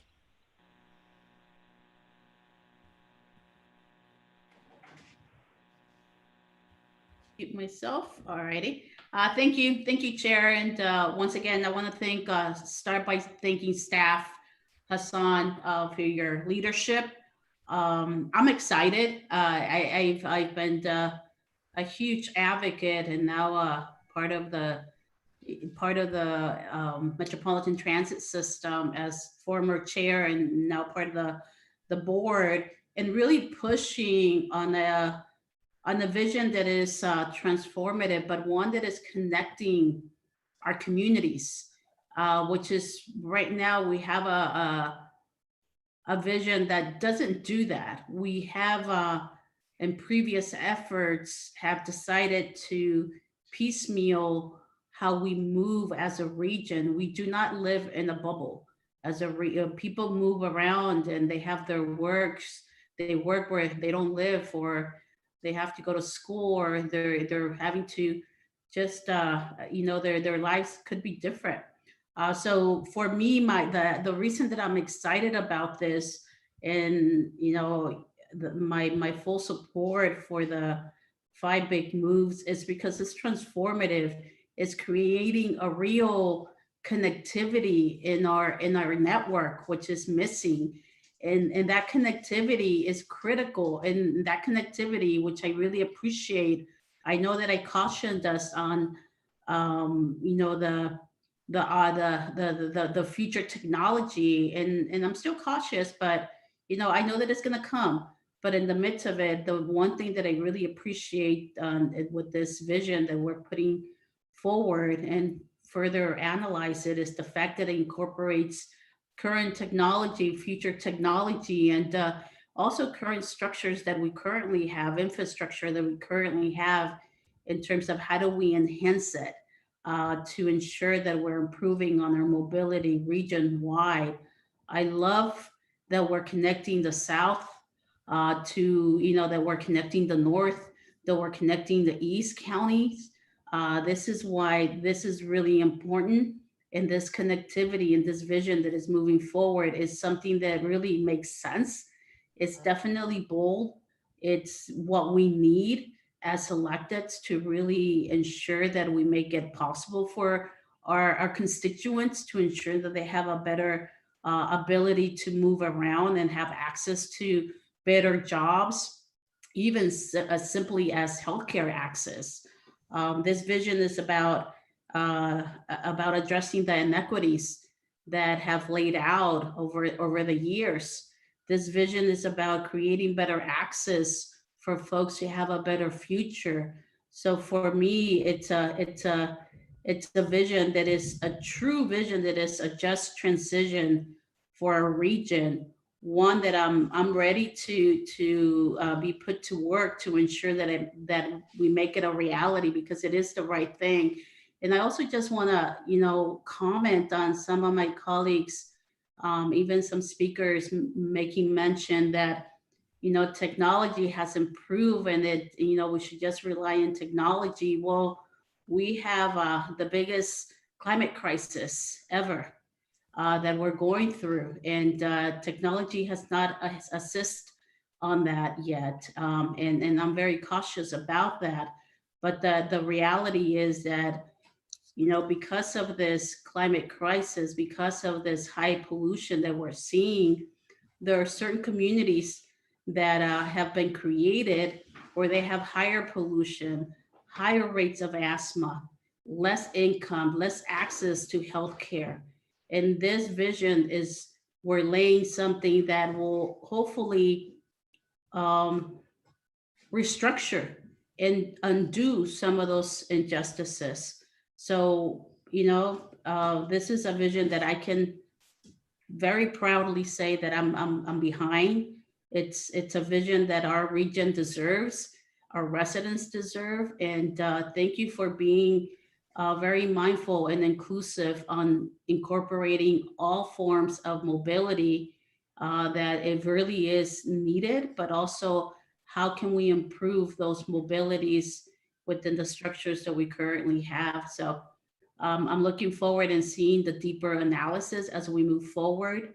And I also want to remind my colleagues that, just recently, San Diego was identified as having one of the worst air polluting environments.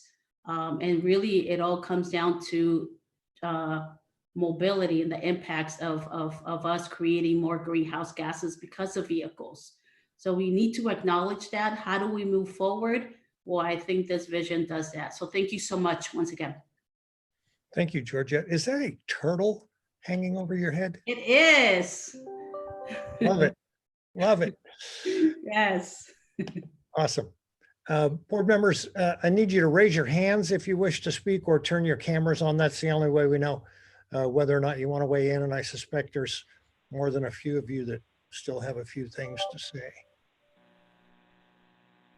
Tessa, do we have any hands up there?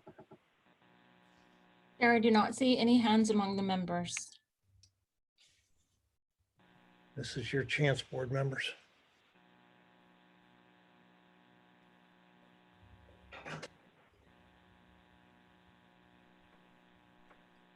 Well, let me just take a minute to add a couple thoughts. I think there are certainly some intriguing aspects to this plan at this point. I think I'm going to need to see a lot more meat on the bones.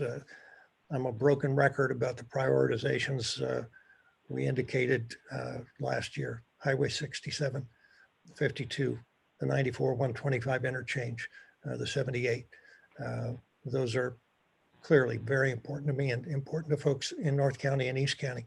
But I think it was Dan Summer that said in his comments in public comment, the fiscal responsibility alarms are going off. And that rings true with me. I have a hard time imagining how we're going to get there. And so I'm going to want to know a whole lot more about that before I can give this my blessing.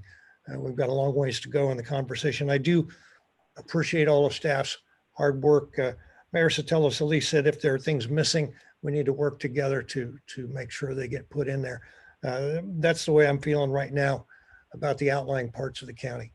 There seems a little benefit for some of the outlying areas. So that's what I'm going to be looking to make sure that we get added and address those needs. Do we have any other board member comment? Either raise your hand or turn your camera on.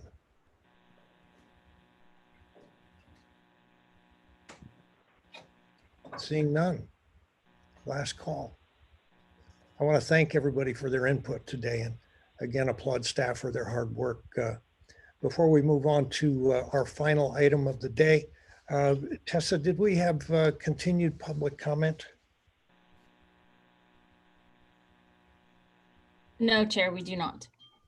Okay, I did have a note here that I needed to add, and I've got to scroll way back in my comments.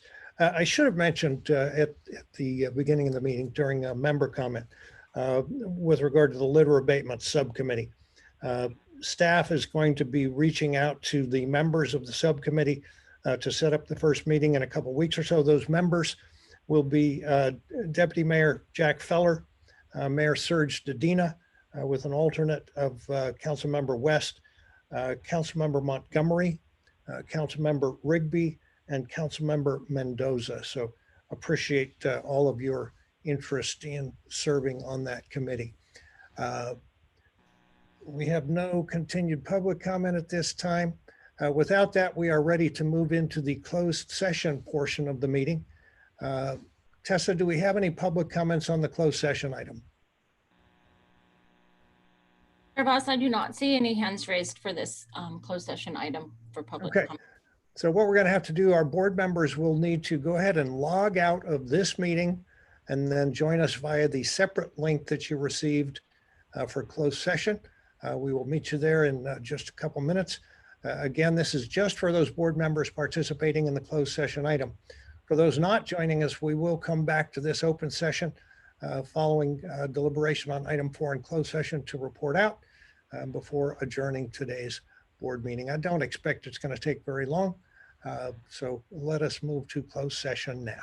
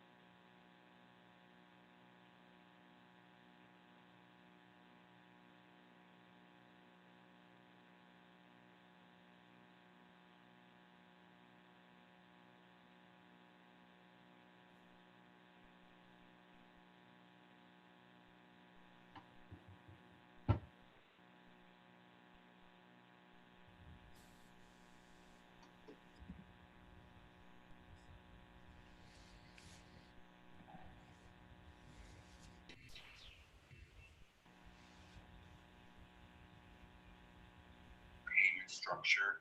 Luke does not believe in commission, but the compensation is actually very well.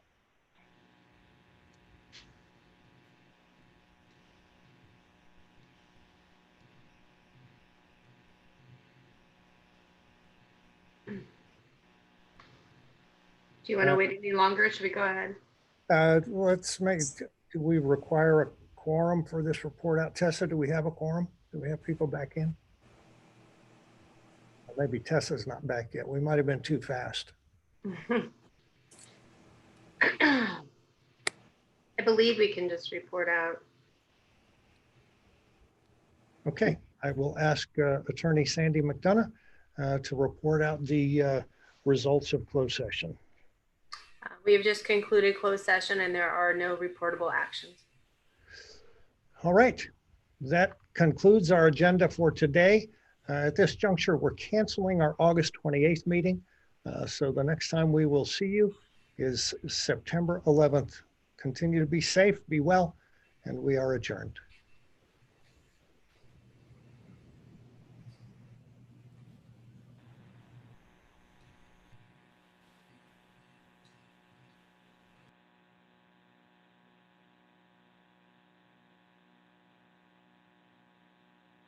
Oh, what's going on, man?